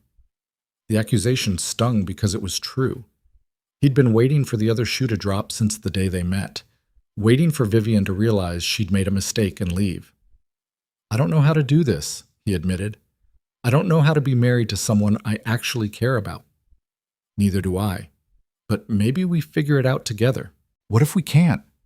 What if I'm too damaged and you're too hurt and we just keep failing at it? Then we fail together. She stood and moved closer. But I don't think we're failing. I think we're terrified of succeeding. She was right. They'd both spent so long expecting the worst that actual happiness felt suspicious, like something that would be taken away the moment they acknowledged it. Vivian reached out and touched his face. Her hand was warm, steady. I care about you too. I've been fighting it for months because it wasn't part of the plan, but I'm tired of fighting. Vivian, let me finish.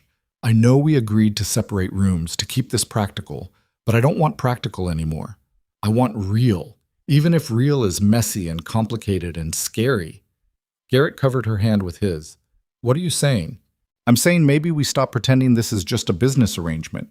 Maybe we admit we've built something that matters. And if it falls apart? Then at least we tried. He pulled her closer, slowly enough that she could pull away if she wanted. She didn't. Instead, she leaned in, and when their lips met, it felt like something settling into place. Not fireworks or dramatic passion, just rightness. Like coming home after a long journey to find the door unlocked and the fire burning. They stayed like that for a long moment. When they finally pulled apart, Vivian was smiling. Well, she said, that changes things. Yeah. What do we do now? Garrett thought about the Crawfords and their schemes, about the ranch that needed constant work, about all the practical concerns that demanded attention. Then he decided practical could wait. Now, he said, we figure out what we actually want instead of what we think we should want. And what do you want? You, this, whatever we're building together. Even though it's terrifying, especially because it's terrifying, means it's real. Vivian settled beside him on the bed, her head resting against his shoulder. They sat in comfortable silence while moonlight painted shadows across the walls. We're going to be okay, she said eventually. How do you know? Because we've survived everything else. Storm, scandal, broken legs, sabotaged fences. The Crawfords think they can break us, but they don't understand what we're made of. What are we made of? Stubbornness and spite and something that refuses to quit even when quitting makes sense. Garrett laughed. It felt good. That's one hell of a foundation. It's kept us upright so far. They fell asleep like that, not in separate rooms maintaining careful distance, but together in a tangle of limbs and blankets that suggested permanence. When Garrett woke to find her still there, sunlight streaming through the window and her hand intertwined with his, he felt something unfamiliar bloom in his chest. Hope. Real hope. Not the desperate kind that came from having no other options, but the dangerous kind that came from actually believing in a future worth building. He was still terrified, but for the first time in his adult life, terror felt like something worth facing instead of running from. Vivian stirred, opened her eyes, smiled at him like waking up together was the most natural thing in the world. Morning, she said. Morning. So this is happening? Yeah, this is happening. Good. She stretched, cat-like and satisfied. Because I have plans for this ranch, and they work a lot better with you actively participating instead of brooding in corners. I don't brood. You absolutely brood, but I find it oddly charming. Charming. Don't let it go to your head. They got up and started the day's work. But something had fundamentally shifted. The careful distance was gone, replaced by touches that lingered and conversations that acknowledged what they'd both been avoiding. They were married. Actually married. Not just legally or practically, but in the ways that mattered.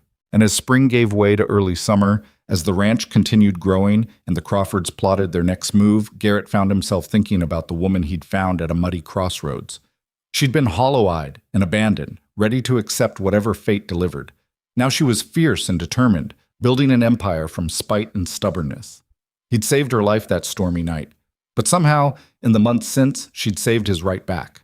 The change between them didn't announce itself with grand gestures. It showed up in smaller ways, Garrett's hand finding the small of Vivian's back as they worked, her coffee cup appearing beside his each morning without asking, the way they'd started finishing each other's sentences without noticing. But the Crawfords noticed. 2 weeks after the fence incident, Martha Cunningham appeared at their door with a basket of preserves and barely concealed curiosity. I was in the area, she said, though their ranch was an hour from anything resembling the area. Thought I'd check how you're settling in, Mrs. Hale. Vivian accepted the basket with practiced politeness. That's very kind. Would you like coffee? I wouldn't want to impose. It's no imposition. Martha settled at their table like she'd been invited to stay all day. Her eyes cataloged everything. The recently mended curtains, the organized kitchen, the small touches that made the cabin feel lived in rather than just occupied. You've done wonders with the place, Martha said. Garrett's lived here 7 years and never bothered with half these improvements. I like making spaces comfortable. A woman's touch certainly helps. Martha accepted the coffee Vivian poured. I heard you had some trouble with the Crawfords. Cattle on their land? So that's why she came. Garrett leaned against the door frame, watching Vivian navigate the conversation. Offense failed, Vivian said neutrally. These things happen. Of course. Though it's interesting how often these things seem to happen to people the Crawfords take an interest in. Martha sipped her coffee. The Johnsons had similar problems last year, lost half their herd to accidents before they finally sold out. We're not selling. I didn't think you would. You strike me as the stubborn type. Martha smiled. I mean that as a compliment, dear. Frontier life requires stubbornness. Garrett watched Vivian assess whether Martha was actually being friendly or gathering information to spread later. Probably both. The ranch is doing well, Vivian said carefully. We're expanding, actually. So I heard, quite ambitious for newlyweds. We believe in the property's potential. And each other's, I hope. Martha's tone turned pointed. Marriage built on business sense alone tends to crumble when the business hits trouble. Good thing ours isn't built on business sense alone, then. Martha's eyebrows rose. No? Vivian glanced at Garrett, something warm in her expression. No. The moment stretched between them, and Garrett felt exposed in a way he usually hated. But Martha's expression shifted from nosy to almost approving. Well, she said, standing, I'm glad to hear it. You two have been the subject of considerable gossip, as I'm sure you know. Nice to see you're actually making it work. After Martha left, Vivian turned to Garrett. That was unexpected. What part? Her almost being supportive at the end. She's a gossip, but she's not cruel. Probably just wanted to verify we weren't as scandalous as people assumed. And are we? Garrett pulled her close. Definitely, but not the way they think. She laughed against his chest. We should get back to work before you distract me further. Who says I'm the distraction? Please. You've been finding excuses to touch me all morning. You're complaining? Absolutely not, just stating facts. They worked through the afternoon repairing the damaged fence line. Garrett couldn't help noticing how naturally they moved together now, anticipating what the other needed, working in comfortable rhythm that came from actual partnership rather than forced cooperation. Hand me the wire cutters, Vivian said without looking up. He passed them over. You're getting good at this. I've had practice. Someone keeps letting fences fall apart. That was one time. And a broken leg and that winter storm. And, all right, point made. He secured a post while she stretched new wire. You know you don't have to do all this. I could hire help. With what money? We sunk everything into the expansion. We could take another loan. Or I could just do the work myself and save us the debt. She twisted the wire tight with practiced efficiency. Besides, I like it. Makes me feel useful. You are useful. I know, but there's a difference between being useful in theory and feeling it in your muscles at the end of the day. Garrett understood that completely. The satisfaction of hard work that left physical evidence, sore hands, tired body, tangible results. City life had never offered that kind of concrete accomplishment. They finished the fence as the sun started dropping toward the horizon. Vivian stood back, surveying their work with her hands on her hips. Think it'll hold? Better than the last one. That's not saying much if the Crawfords sabotaged it. Fair point. She turned to him, serious now. They're going to keep coming at us, aren't they? Probably. Because we won't sell? Because we're competition now. And because people like that can't stand when someone they've written off actually succeeds. Vivian nodded slowly. Then we need to be smarter, more careful. Stop reacting to their moves and start anticipating them. You have a plan? Working on one. But first I need to understand exactly what we're dealing with. She paused. How big is the Crawford operation? Maybe 10 times our size. More land, more cattle, more money.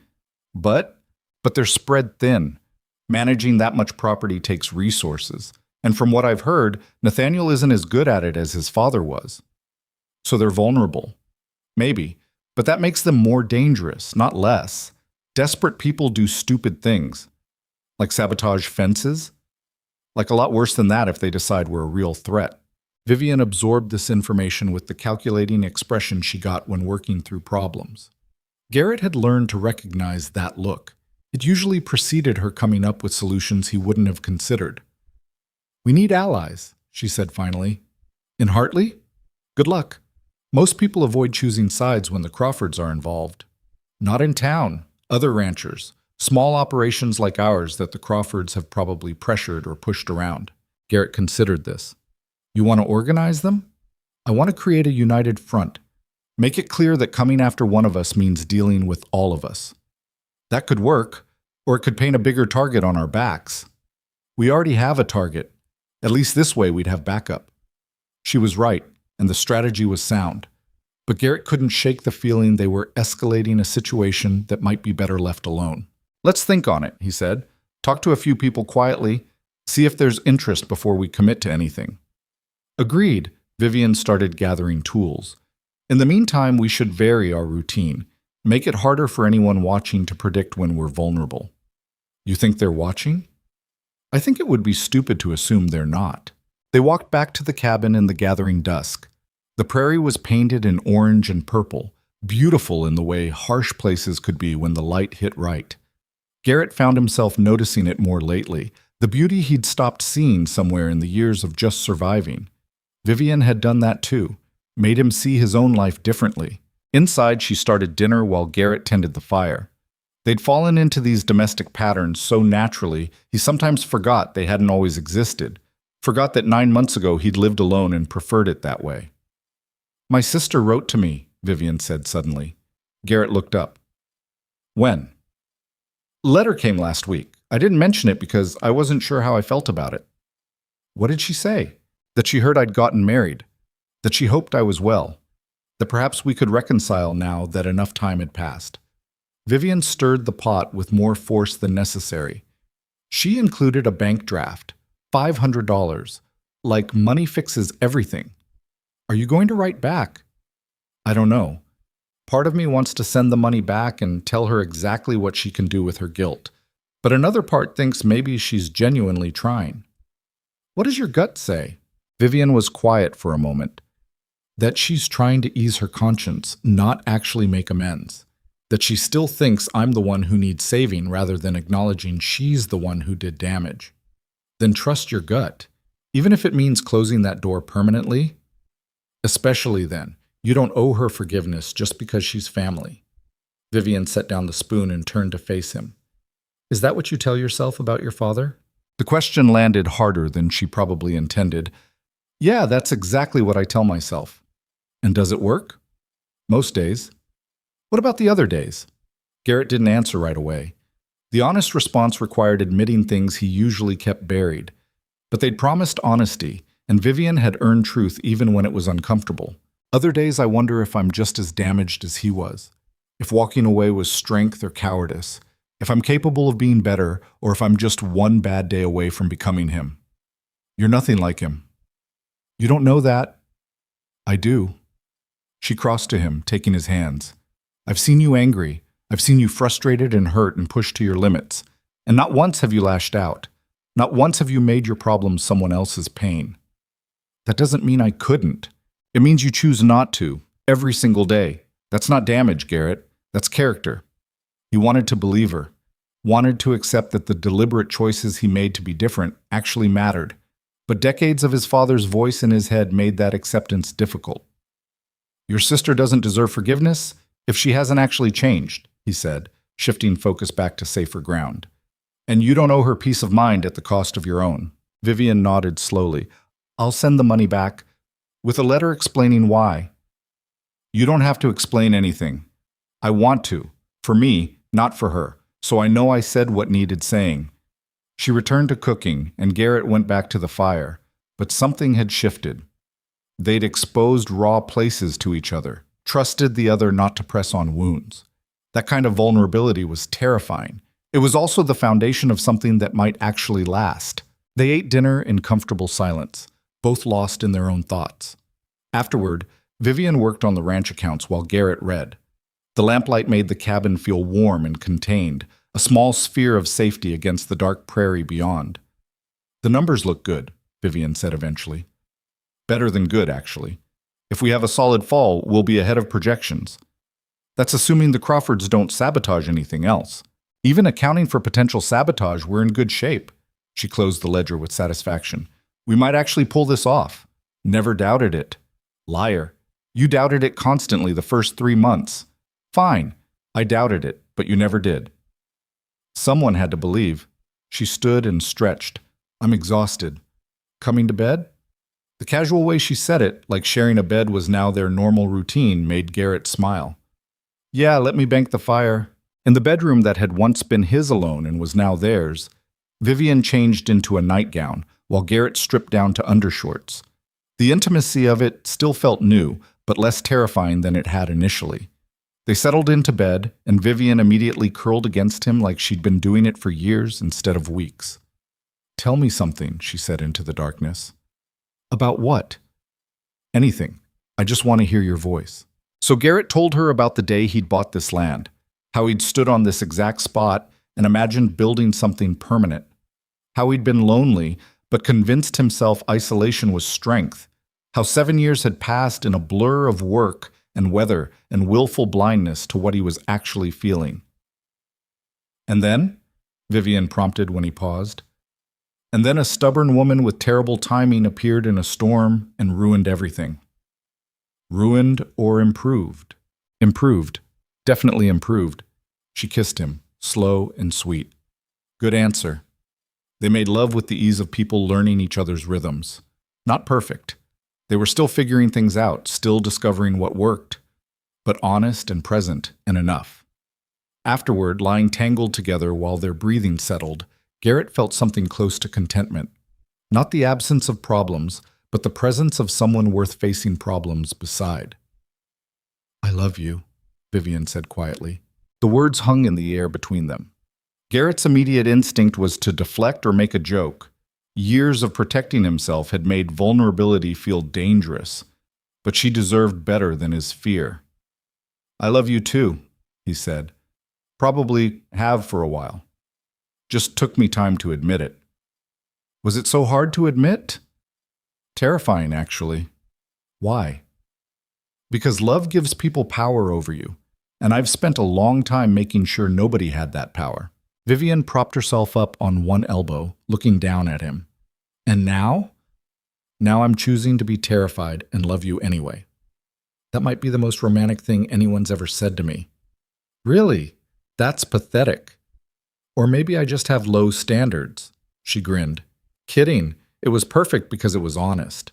They fell asleep like that, wrapped around each other. Windows open to let in the cool night air. Outside, the prairie was quiet except for wind and distant animal sounds.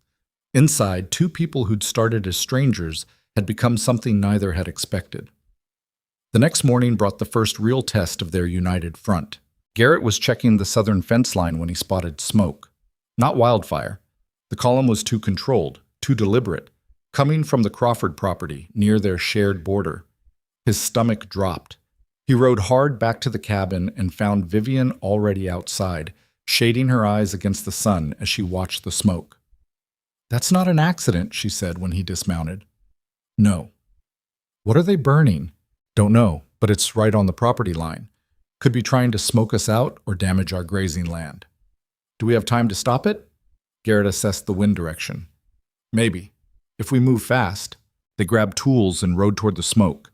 As they got closer, Garrett realized what the Crawfords were doing. They'd set fire to a massive pile of brush and deadwood right against the fence line. The flames weren't out of control yet, but the heat and smoke were driving cattle away from good grazing land. 3 Crawford ranch hands stood watching the fire. One of them, a kid Garrett recognized from town, looked uncomfortable. The other 2 seemed to be enjoying themselves. Morning, one of them called out. Nice day for a burn, don't you think? You're on the property line, Garrett said evenly. We're on Crawford land, perfectly legal to clear brush. In the middle of summer, when fire danger is highest? The ranch hand shrugged. Boss said to clear it. We're clearing it. Vivian dismounted and walked closer to the fence. You're creating a hazard that affects our land. That's actionable. Take it up with Mr. Crawford, ma'am. Oh, I will. But first, you're going to put this fire out. The ranch hand laughed. And why would we do that? Because if you don't, and it spreads to our property, you'll be personally liable for damages. All 3 of you. Vivian pulled out a small notebook, the one she used for ranch accounts, and a pencil. I'm documenting this. Time, location, your names. When this goes to court, I'll have everything recorded. The uncomfortable kid shifted. We were just following orders. Following illegal orders doesn't protect you from consequences. Vivian met his eyes. You seem smarter than your friends. Maybe consider if this job is worth potential jail time. Garrett watched his wife face down 3 men twice her size and felt a surge of pride so strong it nearly knocked him over. She wasn't backing down, wasn't intimidated, was using law and logic like weapons. Listen, lady, one of the ranch hands started. Mrs. Hale, Vivian corrected sharply. And you're dismissed. Go back to your employer and tell him his intimidation tactics aren't working. The 3 men exchanged looks. The uncomfortable kid was already edging toward his horse. After a moment, the other 2 followed. They rode off without putting out the fire, but at least they were gone. That was impressive, Garrett said. That was stupid and risky, and I'm shaking so hard I might fall over. You didn't look scared. I was terrified. But I was also furious, and fury is more useful than fear. They spent the next hour creating a fire break and making sure the flames didn't spread. The fire eventually burned itself out, leaving a scorched patch of earth that would be useless for grazing for months. This is just the beginning, Vivian said, looking at the damage. Yeah. They're going to keep escalating until we either sell or fight back hard enough that it's not worth the trouble, or until someone gets hurt. Vivian turned to him. Then we make sure it's not us. They rode back to the cabin, and Vivian immediately started writing letters to other small ranchers in the area, explaining the situation and proposing a meeting. To the territorial marshal, documenting the harassment. To a lawyer in Cheyenne she'd corresponded with about property rights. Garrett watched her work with methodical intensity, building a case like she was constructing a fence, one careful piece at a time until it was strong enough to hold. You're good at this, he observed. At what? Strategy, planning, turning anger into action. My father was a lawyer. I grew up watching him build cases. She sealed another envelope. He always said the best defense was documentation. Make everything official, create a paper trail, force people to confront their actions in writing. Think it'll work? Against the Crawfords? Maybe. They're used to bullying people into submission, not dealing with actual legal consequences. Over the next 2 weeks, responses came back. 4 other ranchers agreed to meet. The territorial marshal promised to investigate. The lawyer offered to review their documentation for a reasonable fee. It wasn't much, but it was something. The meeting happened on neutral ground, the back room of Hartley's General Store, rented for the occasion. The 4 ranchers who showed up were men Garrett knew by reputation, but had never worked with closely. Vivian led the meeting with confidence that suggested she'd done this before. She laid out the situation clearly. The harassment, the sabotage, the escalating intimidation. Then she proposed a mutual defense agreement. If the Crawfords came after one of them, the others would provide support. Witnesses, documentation, physical help if needed. Why should we risk Crawford's anger, one rancher asked. We've been keeping our heads down, staying out of trouble. And how's that working? Vivian countered.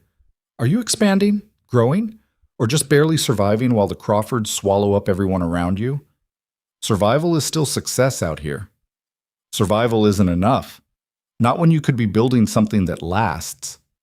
Another rancher, older, with the weathered face of someone who'd seen hard times, spoke up. The lady's right. I lost half my land to Crawford intimidation 5 years ago. Wish I'd had people willing to stand with me back then. It's different now, the first rancher argued. The Crawfords are more aggressive. Fighting back could make things worse. Things are already worse, Garrett said. They're not going to stop taking until there's nothing left to take. We either push back together or get picked off one by one. The discussion continued for another hour. By the end, they had commitments from 3 of the 4 ranchers. Not a huge victory, but enough to start building something. Walking home afterward, Vivian was energized despite the long day. That went better than I expected. You were impressive in there. I just said what needed saying. Most people can't do that. They dance around uncomfortable truths or try to make everyone happy. You went straight at it. Life's too short for dancing around things. She paused. My father used to say the most dangerous person in any negotiation is someone with nothing left to lose. The Crawfords think they've pushed us to that point. They don't realize we've built something worth fighting for. Garrett took her hand. When did you become so fierce? Probably around the time I got abandoned at a crossroads and decided dying quietly wasn't acceptable. They reached the cabin as the sun was setting, painting the sky in shades of red and gold. Inside, Garrett started the fire while Vivian made dinner. The routine was so familiar now, it felt like it had always existed. Over the meal, they discussed next steps. The marshal's investigation, the lawyer's review, the alliance with other ranchers. Plans built on plans, each designed to make them stronger and more difficult to dislodge. Do you ever wish we had just taken the Crawford offer? Garrett asked. Sold out and started over somewhere easier? Never. This is ours. We built it from nothing. Vivian met his eyes. Besides, easier isn't always better. Sometimes the hard thing is the right thing. Even when it's dangerous? Especially then. Later, lying in bed with Vivian asleep against his shoulder, Garrett thought about danger and choice. They could have played it safe, accepted their limitations, avoided conflict, survived quietly. But survival wasn't the same as living, and somehow, in fighting for this stubborn patch of Wyoming prairie, they'd found something worth the risk. He fell asleep thinking about the future. Not the uncertain tomorrow or the threatening Crawfords, but the long-term future. The ranch expanding, maybe children running in the fields, Vivian growing old beside him with that fierce determination never dimming. It was terrifying to want something that badly. But terror, he was learning, was just the price of caring about things that mattered. And Vivian Hale, the woman he'd found broken at a crossroads, and who'd somehow put him back together in return, mattered more than anything else in his carefully reconstructed life. The marshal arrived 3 weeks later, a lean man named Coleman, who'd seen enough frontier justice to be cynical about most of it. He spent 2 days documenting the damaged fence, interviewing witnesses, and reviewing Vivian's meticulous records. You've built a solid case, he told them on the second evening. But solid doesn't always mean winnable. The Crawfords have lawyers. Good ones. So do we, Vivian said. One lawyer in Cheyenne versus a firm in Denver? Coleman shook his head. I'm not trying to discourage you. Just want you to understand what you're facing. We understand, Garrett said. We're doing it anyway. Coleman studied them both for a long moment. You know what I see? Two people too stubborn to know when they're outmatched. That's either going to save you or destroy you. Which one are you betting on? Vivian asked. Honestly, I'm not sure yet. He gathered his papers. I'll file my report. It'll go on record. But don't expect the Crawfords to back down just because there's official documentation. People like that only respond to real consequences. After he left, Vivian stood at the window watching the sun drop toward the horizon. He's right, you know. We might lose this. Yeah. You're not going to try to convince me otherwise? Would it help? No. She turned to face him. But I need you to understand something. If this goes badly, if we lose the ranch, if we end up with nothing, I won't regret fighting. I'll only regret it if we give up without trying. Garrett crossed to her and pulled her close. Then we don't give up. Even if it costs us everything? We've both lost everything before. We survived it then. We'd survive it again. She leaned into him, and they stood like that while darkness crept across the prairie. Outside, the wind picked up, carrying the smell of distant rain. Inside, two people held each other and prepared for whatever came next. The Crawford response came faster than expected. A formal letter arrived demanding they cease making slanderous accusations and threatening legal action for defamation. It was signed by 3 lawyers and copied to half the territory. Vivian read it twice, then laughed. They're scared. That's your takeaway from a legal threat? Absolutely. If they weren't worried, they'd ignore us. Sending lawyers means we're actually causing problems. She set the letter aside. We need to push harder. How? By making this public. The Crawfords operate in shadows, intimidating people quietly. We bring it into the light, they lose their advantage. You want to go to the newspapers? I want to make enough noise that ignoring us becomes harder than dealing with us. It was a risky strategy, but Garrett had learned to trust Vivian's instincts about these things. She understood power dynamics in ways his direct approach never had. Over the next week, Vivian wrote letters to newspapers in 3 territories. Detailed accounts of the harassment, the sabotage, the systematic intimidation of small ranchers. She didn't just tell their story, she told all of them. Every rancher who'd been pushed out, every family who'd lost their land to Crawford pressure. "You're making enemies," Garrett warned. "We already have enemies. Now at least other people will know why." The first article ran in the Cheyenne paper 2 weeks later. "Frontier ranchers fight back against land barons," read the headline. It painted the Crawfords as exactly what they were: wealthy bullies using their resources to crush competition. The response was immediate and explosive. Nathaniel Crawford himself appeared at their property line 3 days after publication. He didn't cross onto their land, just sat on his horse 20 feet away and waited until Garrett and Vivian came out. "You've made a serious mistake," he called. "Which one?" Vivian asked. "There have been so many lately." "This newspaper nonsense, these lies you're spreading. Everything in that article is documented truth. If you'd like to dispute any specific claim, I have records." Nathaniel's jaw tightened. "You think publicity protects you? All you've done is paint a target on your backs." The target was already there. Now at least people are watching. People forget. Newspapers move on to new stories, and when they do, you'll still be here, alone, vulnerable. Garrett stepped forward. "Is that a threat?" "It's reality. You're small ranchers playing games you don't understand. My family has been in this territory for 30 years. We'll be here 30 years from now. Will you?" "Guess we'll find out," Vivian said. Nathaniel looked at her with something like grudging respect. "You've changed since I left you at that crossroads. Grown a spine." "I always had a spine.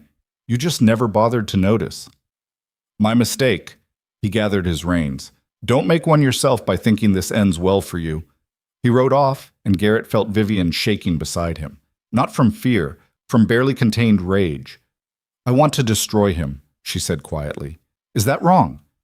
"No, it's human. I keep thinking about that woman sitting in the rain, how broken she was, how close to just giving up." Her hands curled into fists. "He did that. His casual cruelty, his complete disregard for whether I lived or died. And he feels nothing about it. People like that don't feel guilt. They're built different." "Then I'll teach him to feel consequences." The article had consequences beyond their confrontation with Nathaniel. Other ranchers reached out, some offering support, others sharing their own stories of Crawford intimidation. The alliance Vivian had been building gained momentum. More importantly, investors from back east started asking questions. The Crawfords had been trying to secure funding for a major expansion, and suddenly potential backers were hesitant. Nobody wanted to invest in a family accused of systematic harassment in territorial newspapers. "We're hurting them," Vivian said, reviewing the correspondence. "Not destroying them, but causing real damage to their reputation and finances." "They'll retaliate." "I know. We need to be ready." They reinforced security around the ranch, hired 2 hands, brothers named Sam and Jacob, who'd been pushed out by the Crawfords years ago and were eager to push back. Started varying their routines even more, making sure someone was always watching the property. The retaliation came on a Tuesday night. Garrett woke to Duke screaming. Not the normal sounds horses made, something desperate and terrified. He was out of bed and running before his brain fully processed what was happening. The barn was on fire. Flames climbed the far wall, spreading fast through dry wood. Smoke poured through gaps in the boards, thick and black. Inside, the horses were panicking. "Vivian!" Garrett yelled back toward the cabin. "Fire!" He hit the barn door at full speed, yanking it open. Heat blasted out, singeing his eyebrows. Duke was in his stall, wild-eyed and kicking. 2 other horses were beyond him, and Garrett could hear them screaming. No time to think. Just move. He got Duke's stall open and the gelding bolted past him toward freedom. The smoke was worse now, burning Garrett's lungs, making his eyes stream.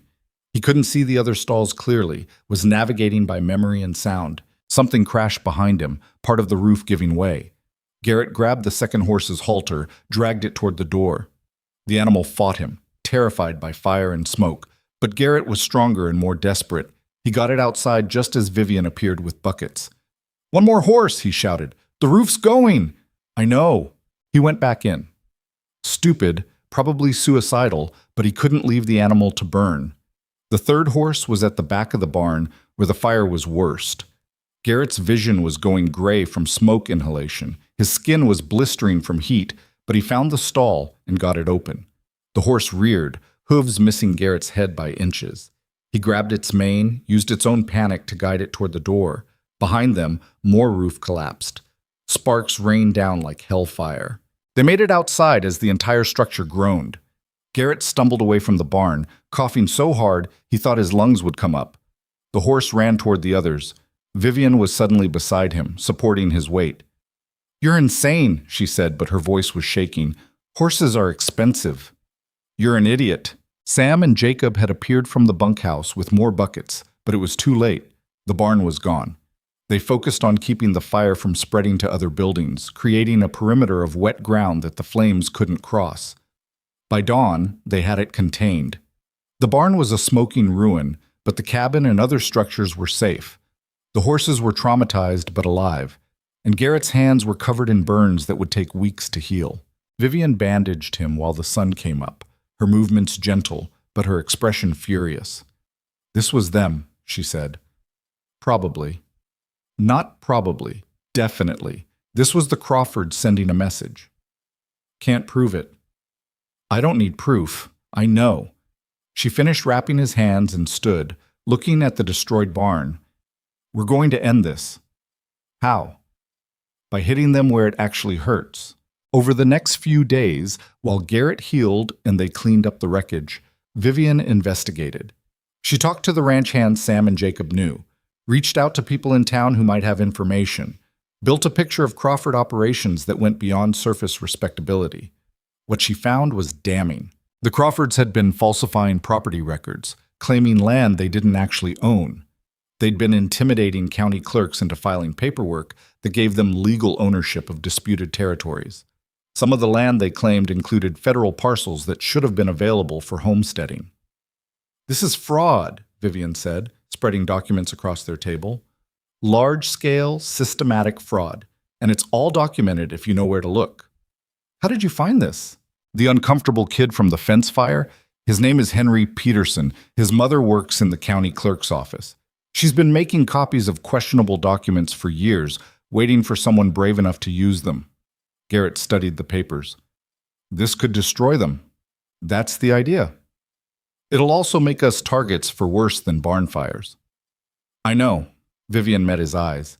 "But we're already targets. At least this way we're fighting back with something that matters." They took the documents to the territorial attorney, a serious woman named Elizabeth Grayson, who'd built her career on taking down corrupt land deals. She reviewed everything with an intensity that reminded Garrett of Vivian.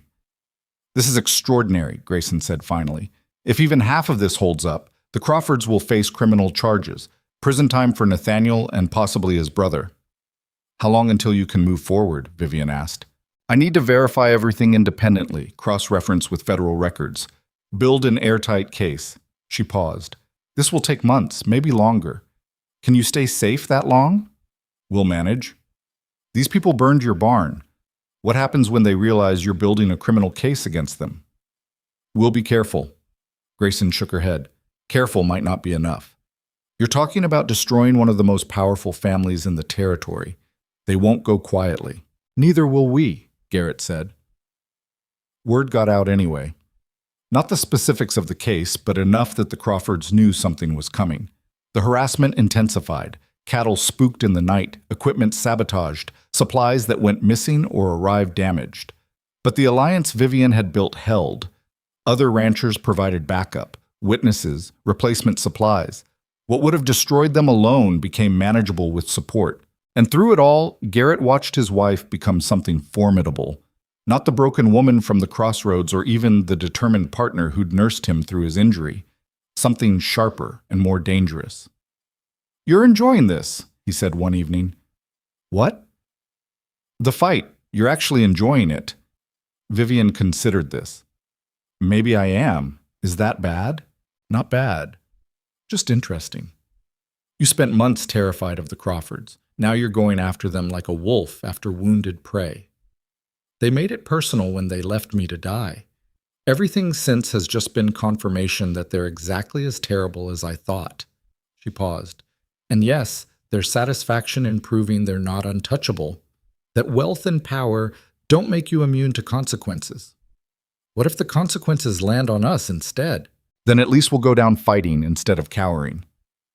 6 months after the barn fire, Attorney Grayson filed formal charges: fraud, bribery, illegal land acquisition, intimidation. The list ran 2 pages. Federal marshals arrested Nathaniel and Thomas Crawford on a cold November morning. The news spread through the territory like wildfire. Garrett and Vivian were in town when it happened. They watched the Crawford brothers being led out in handcuffs, Nathaniel's face red with rage, Thomas looking genuinely shocked. Martha Cunningham appeared beside them on the street. "Never thought I'd see the day." "Neither did we," Vivian admitted. "You two did this. Everyone knows it. The Crawfords did this to themselves. We just made sure people found out." Martha studied her. "You've changed a lot since you first came to town. That scared woman in the general store is gone." "She was never really there, just hidden under shock and fear." "Well, hidden or not, she's definitely gone now." Martha smiled. "For what it's worth, I'm glad you stayed. Glad you fought. This territory needs people with spine." After she left, Garrett turned to Vivian. "How does it feel?" "Surreal. Like I should feel more victorious, but I'm just tired." "That's normal. We've been fighting for months. Now that it's over, the exhaustion catches up." "Is it over, though? The trial hasn't happened yet. But the worst is done. They're facing real consequences. Everything else is just details." They walked back to the wagon hand in hand. The prairie stretched endlessly in all directions, beautiful in its harshness. This land had nearly killed Vivian, had tested them both past reasonable limits, had demanded more than either thought they could give. And somehow they'd survived it. Not just survived, thrived. The trial took 4 months. Garrett and Vivian testified, as did a dozen other ranchers. The evidence was overwhelming. The jury convicted both Crawford brothers on multiple counts. Nathaniel got 8 years, Thomas got 5. Their ranch was broken up and sold to pay fines and restitution. Standing outside the courthouse after the verdict, Vivian was quiet. "You all right?" Garrett asked. "I keep thinking about those letters, the beautiful promises. How much I wanted to believe them. You were looking for a different life." "I was running from reality, from grief and responsibility, and the hard work of actually building something." She turned to him. "Crawford offered me an easy answer, a ready-made life that required nothing from me except showing up. And I offered you nothing except hard work and uncertainty. You offered me partnership, real partnership, not pretty words. You offered me the chance to build something that actually mattered." "Not sure I offered anything. You kind of forced your way into my life and refused to leave." She laughed. "True. I was very pushy about not dying in the wilderness. Terribly inconsiderate." They rode home as the sun was setting, painting the sky in shades of orange and purple. The ranch had been rebuilt. New barn, expanded grazing land, twice as many cattle as they'd started with. What had begun as Garrett's isolated homestead had become a real operation. More than that, it had become a home. That night, lying in bed with Vivian asleep beside him, Garrett thought about the past year, about the woman he'd found at a muddy crossroads, and the partnership they'd accidentally built while trying to survive. He'd spent 7 years alone, convinced isolation was safety, that wanting nothing meant risking nothing. Then Vivian appeared and destroyed every assumption he'd made about himself. She'd forced him to care when caring was terrifying, to fight when fighting seemed impossible, to believe that building something real was worth the constant risk of losing it. "You awake?" Vivian murmured. "Yeah. What are you thinking about?" "How different everything is from a year ago." "Better or worse?" "Better. Definitely better." She rolled over to face him. "Even with the barn fire and the Crawfords and all the nights you probably wanted to murder me for being difficult, especially because of those things, they proved we could survive the hard stuff together." "We did survive it, didn't we?" She sounded almost surprised. "We actually won." "Yeah. So what now?" It was a good question. They'd spent so long fighting that victory felt strange, empty of immediate purpose. "Now we build," Garrett said. "Expand the ranch. Maybe start thinking about a bigger house." "Why bigger?" "In case we need more room eventually." Vivian was quiet for a moment. "Are you talking about children?" "Maybe, if you want." "I don't know if I'd be good at that." "You weren't sure you'd be good at ranching either," turned out fine. Ranching doesn't involve tiny humans who depend on you for everything. True, but we'd figure it out. Same way we figured out everything else. She curled against him. Ask me again in a year, after we've had time to breathe and not be fighting for survival. Fair enough, but Garrett could see it now. The future he'd never let himself imagine. Children running in the fields, the ranch growing into something that outlasted them both. Growing old with someone who actually understood him instead of dying alone like he'd always assumed. It was terrifying how much he wanted it. Spring arrived with the kind of optimism that only comes after surviving hard winters. The prairie exploded into green, wildflowers appeared in impossible places, and the ranch buzzed with activity as they prepared for another year. Vivian was in the garden, a real garden now, not just transplanted wildflowers, when Garrett came looking for her. Letter came, he said, holding out an envelope. She wiped dirt from her hands and took it, her sister's handwriting. Vivian stared at it for a long moment before opening it. The letter was short, an acknowledgement of Vivian's previous response, an apology that sounded genuine, an invitation to visit if Vivian ever wanted to reconcile. What will you do? Garrett asked. Nothing. Not yet, anyway. She folded the letter carefully. Maybe someday I'll be ready to forgive her, but that day isn't today. And if it never comes, then it never comes. I've built a life I actually like. I don't need her approval or presence to validate it. She went back to planting, and Garrett stood watching her. This woman who'd arrived broken and desperate had become the strongest person he knew. Not because she was fearless, she was terrified constantly, but because she chose to act despite the fear. That evening, they sat on the porch watching the sunset. Duke grazed nearby, the chickens were settling for the night, and everything felt almost peaceful. Tell me something, Vivian said. What? If you could go back to that day, the storm, the crossroads, finding me there, would you do it again? Knowing everything that came after?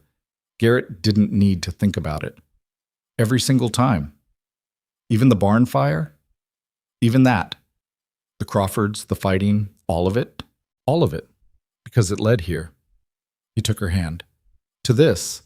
To us actually being us instead of two people pretending to have a business arrangement. Vivian leaned her head on his shoulder. I used to think love was supposed to feel easy, like in those letters Crawford wrote. Beautiful words, pretty promises, everything smooth. And now? Now I think real love is choosing someone every day, even when it's hard. Even when you're exhausted and scared and not sure you can keep going. It's showing up and doing the work because the alternative is losing something that matters. That's a lot less romantic than poetry. It's a lot more honest, though.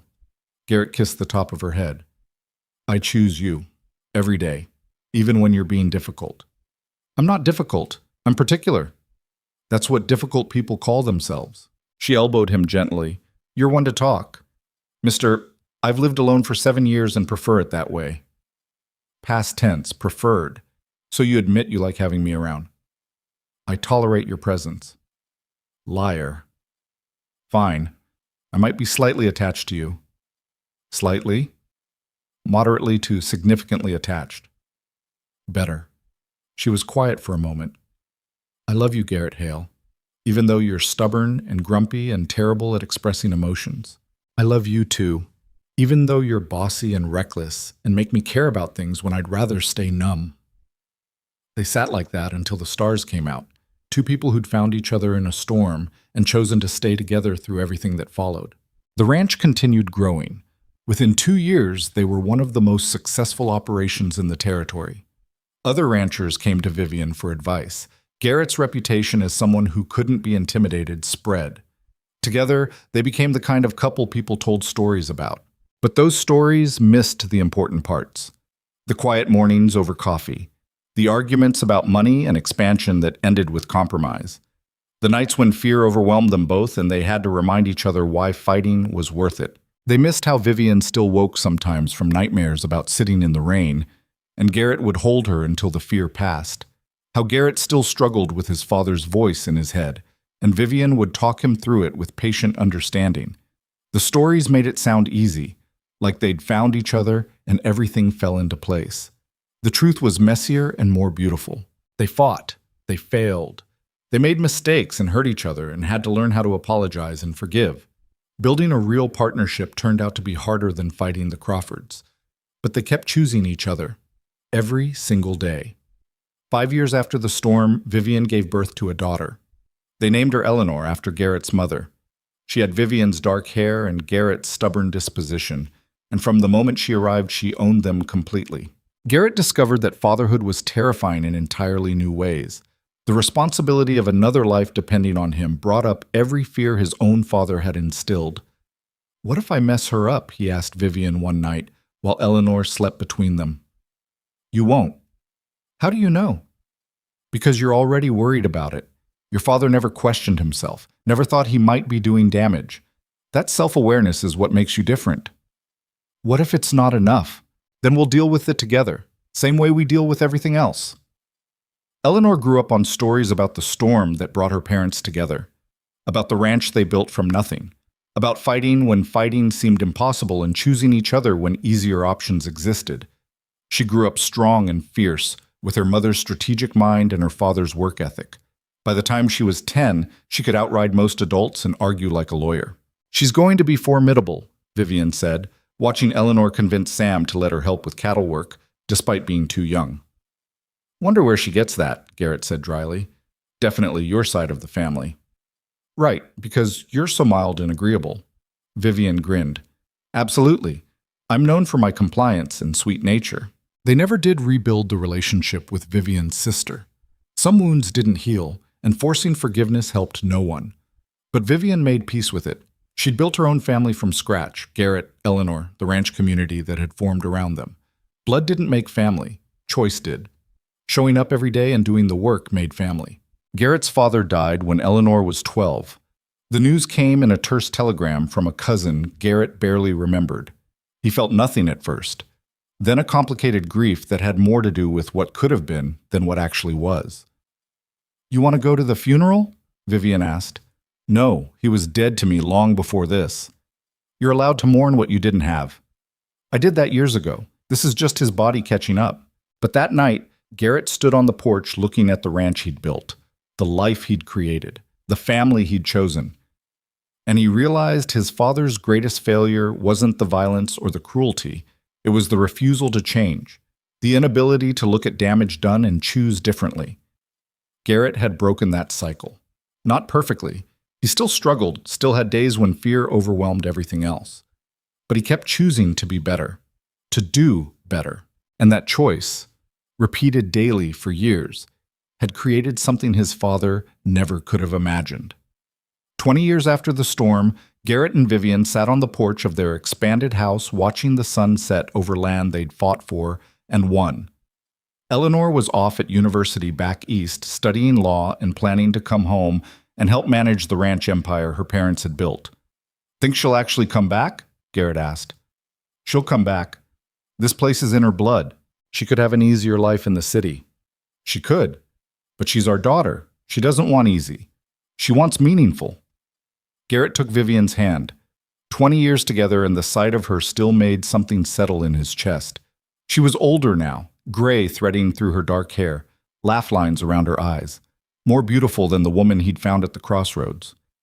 "No regrets?" he asked. "About what?" "All of it. Staying when you could have left, fighting when you could have run, building this instead of taking easier options." Vivian was quiet for a moment, considering. "I regret Crawford's letters, not because I believed them, but because they delayed me finding something real. I regret the years before my parents died that I wasted being someone I thought I should be instead of who I actually was. But this? Us? Never." She squeezed his hand. "You saved my life that night, but I didn't realize until later that I saved yours too. We rescued each other." "From what?" "From lives that looked safe but were slowly killing us. You were dying of isolation. I was dying of purposelessness. We gave each other reasons to actually live." Garrett pulled her close, and they sat watching the prairie turn gold in the fading light. The same prairie that had nearly killed them both, that had tested them past breaking, and somehow they'd survived. Not survived. Thrived. They'd built something real from nothing, From a storm and desperation and two people too stubborn to quit, even when quitting made sense. "Tell me something," Vivian said. "The day you found me. Did you know?" "Know what?" "That everything was about to change. That saving me would mean saving yourself." "No, I just knew someone needed help and I could provide it. No grand romantic moment, no love at first sight. You were half dead and in shock. Romance wasn't exactly on my mind." "When then? When did you know?" Garrett thought back. Not the wedding. That had been practical. Not the first time they made love. That had been terrifying.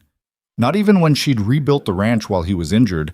That had been impressive, but not revelatory. "The flowers," he said finally. "What?" "When you planted flowers outside the cabin. The ones that died in 3 days. That's when I knew." "Why?" "Because you planted them anyway, knowing they'd probably die. Knowing this was supposed to be temporary. You planted them because even temporary places deserve beauty. That's when I understood you weren't going anywhere." Vivian's eyes went bright. "You remember that?" "I remember everything about you." "Even the difficult parts?" "Especially those." They sat until the stars came out, the same stars that had shone the night they met, the same Wyoming sky that had nearly killed her with its storm. And Garrett thought about the woman sitting beside him, the one who'd transformed from hollow-eyed and abandoned to fierce and unbreakable, the one who'd taught him that choosing to care was braver than choosing to hide. Life hadn't gotten easier. The ranch still demanded constant work. Money was still tight some years. They still fought about decisions and worried about the future. But they faced it together. And that made all the difference. Years from now, when people told stories about Garrett and Vivian Hale, they'd focus on the dramatic parts. The storm, the Crawfords, the legal battle. They'd make it sound like a romance, all passion and triumph. They'd miss the truth. That real love wasn't the storm that brought them together. It was the quiet choice, repeated daily for decades, to keep showing up, to keep working, to keep choosing each other even when it was hard. Especially when it was hard. The storm had been one night. Their choice to build something from that night's chaos had been 20 years of work. And they'd do it all again. Every difficult moment, every terrifying decision, every day they woke up and chose to fight for what they were building instead of retreating into what felt safe. Because safe wasn't the same as living. And after years of just surviving, they'd finally learned how to actually live. Together. Imperfectly. Stubbornly refusing to quit, even when the frontier tried its best to break them. That was the real story. Not the storm that brought them together, but the deliberate choice that kept them that way. And as the Wyoming night settled around them, cold and clear and endless, Garrett Hale understood something his father never had. That vulnerability wasn't weakness. That choosing to care wasn't surrender. That building something with someone else was infinitely stronger than standing alone. He'd spent 7 years believing isolation made him safe. Then a woman appeared in a storm and taught him that safety was an illusion. Connection was the only thing that mattered. And love, real love, the difficult kind that required work and choice and showing up every single day, was the only thing worth building a life around. Everything else was just weather.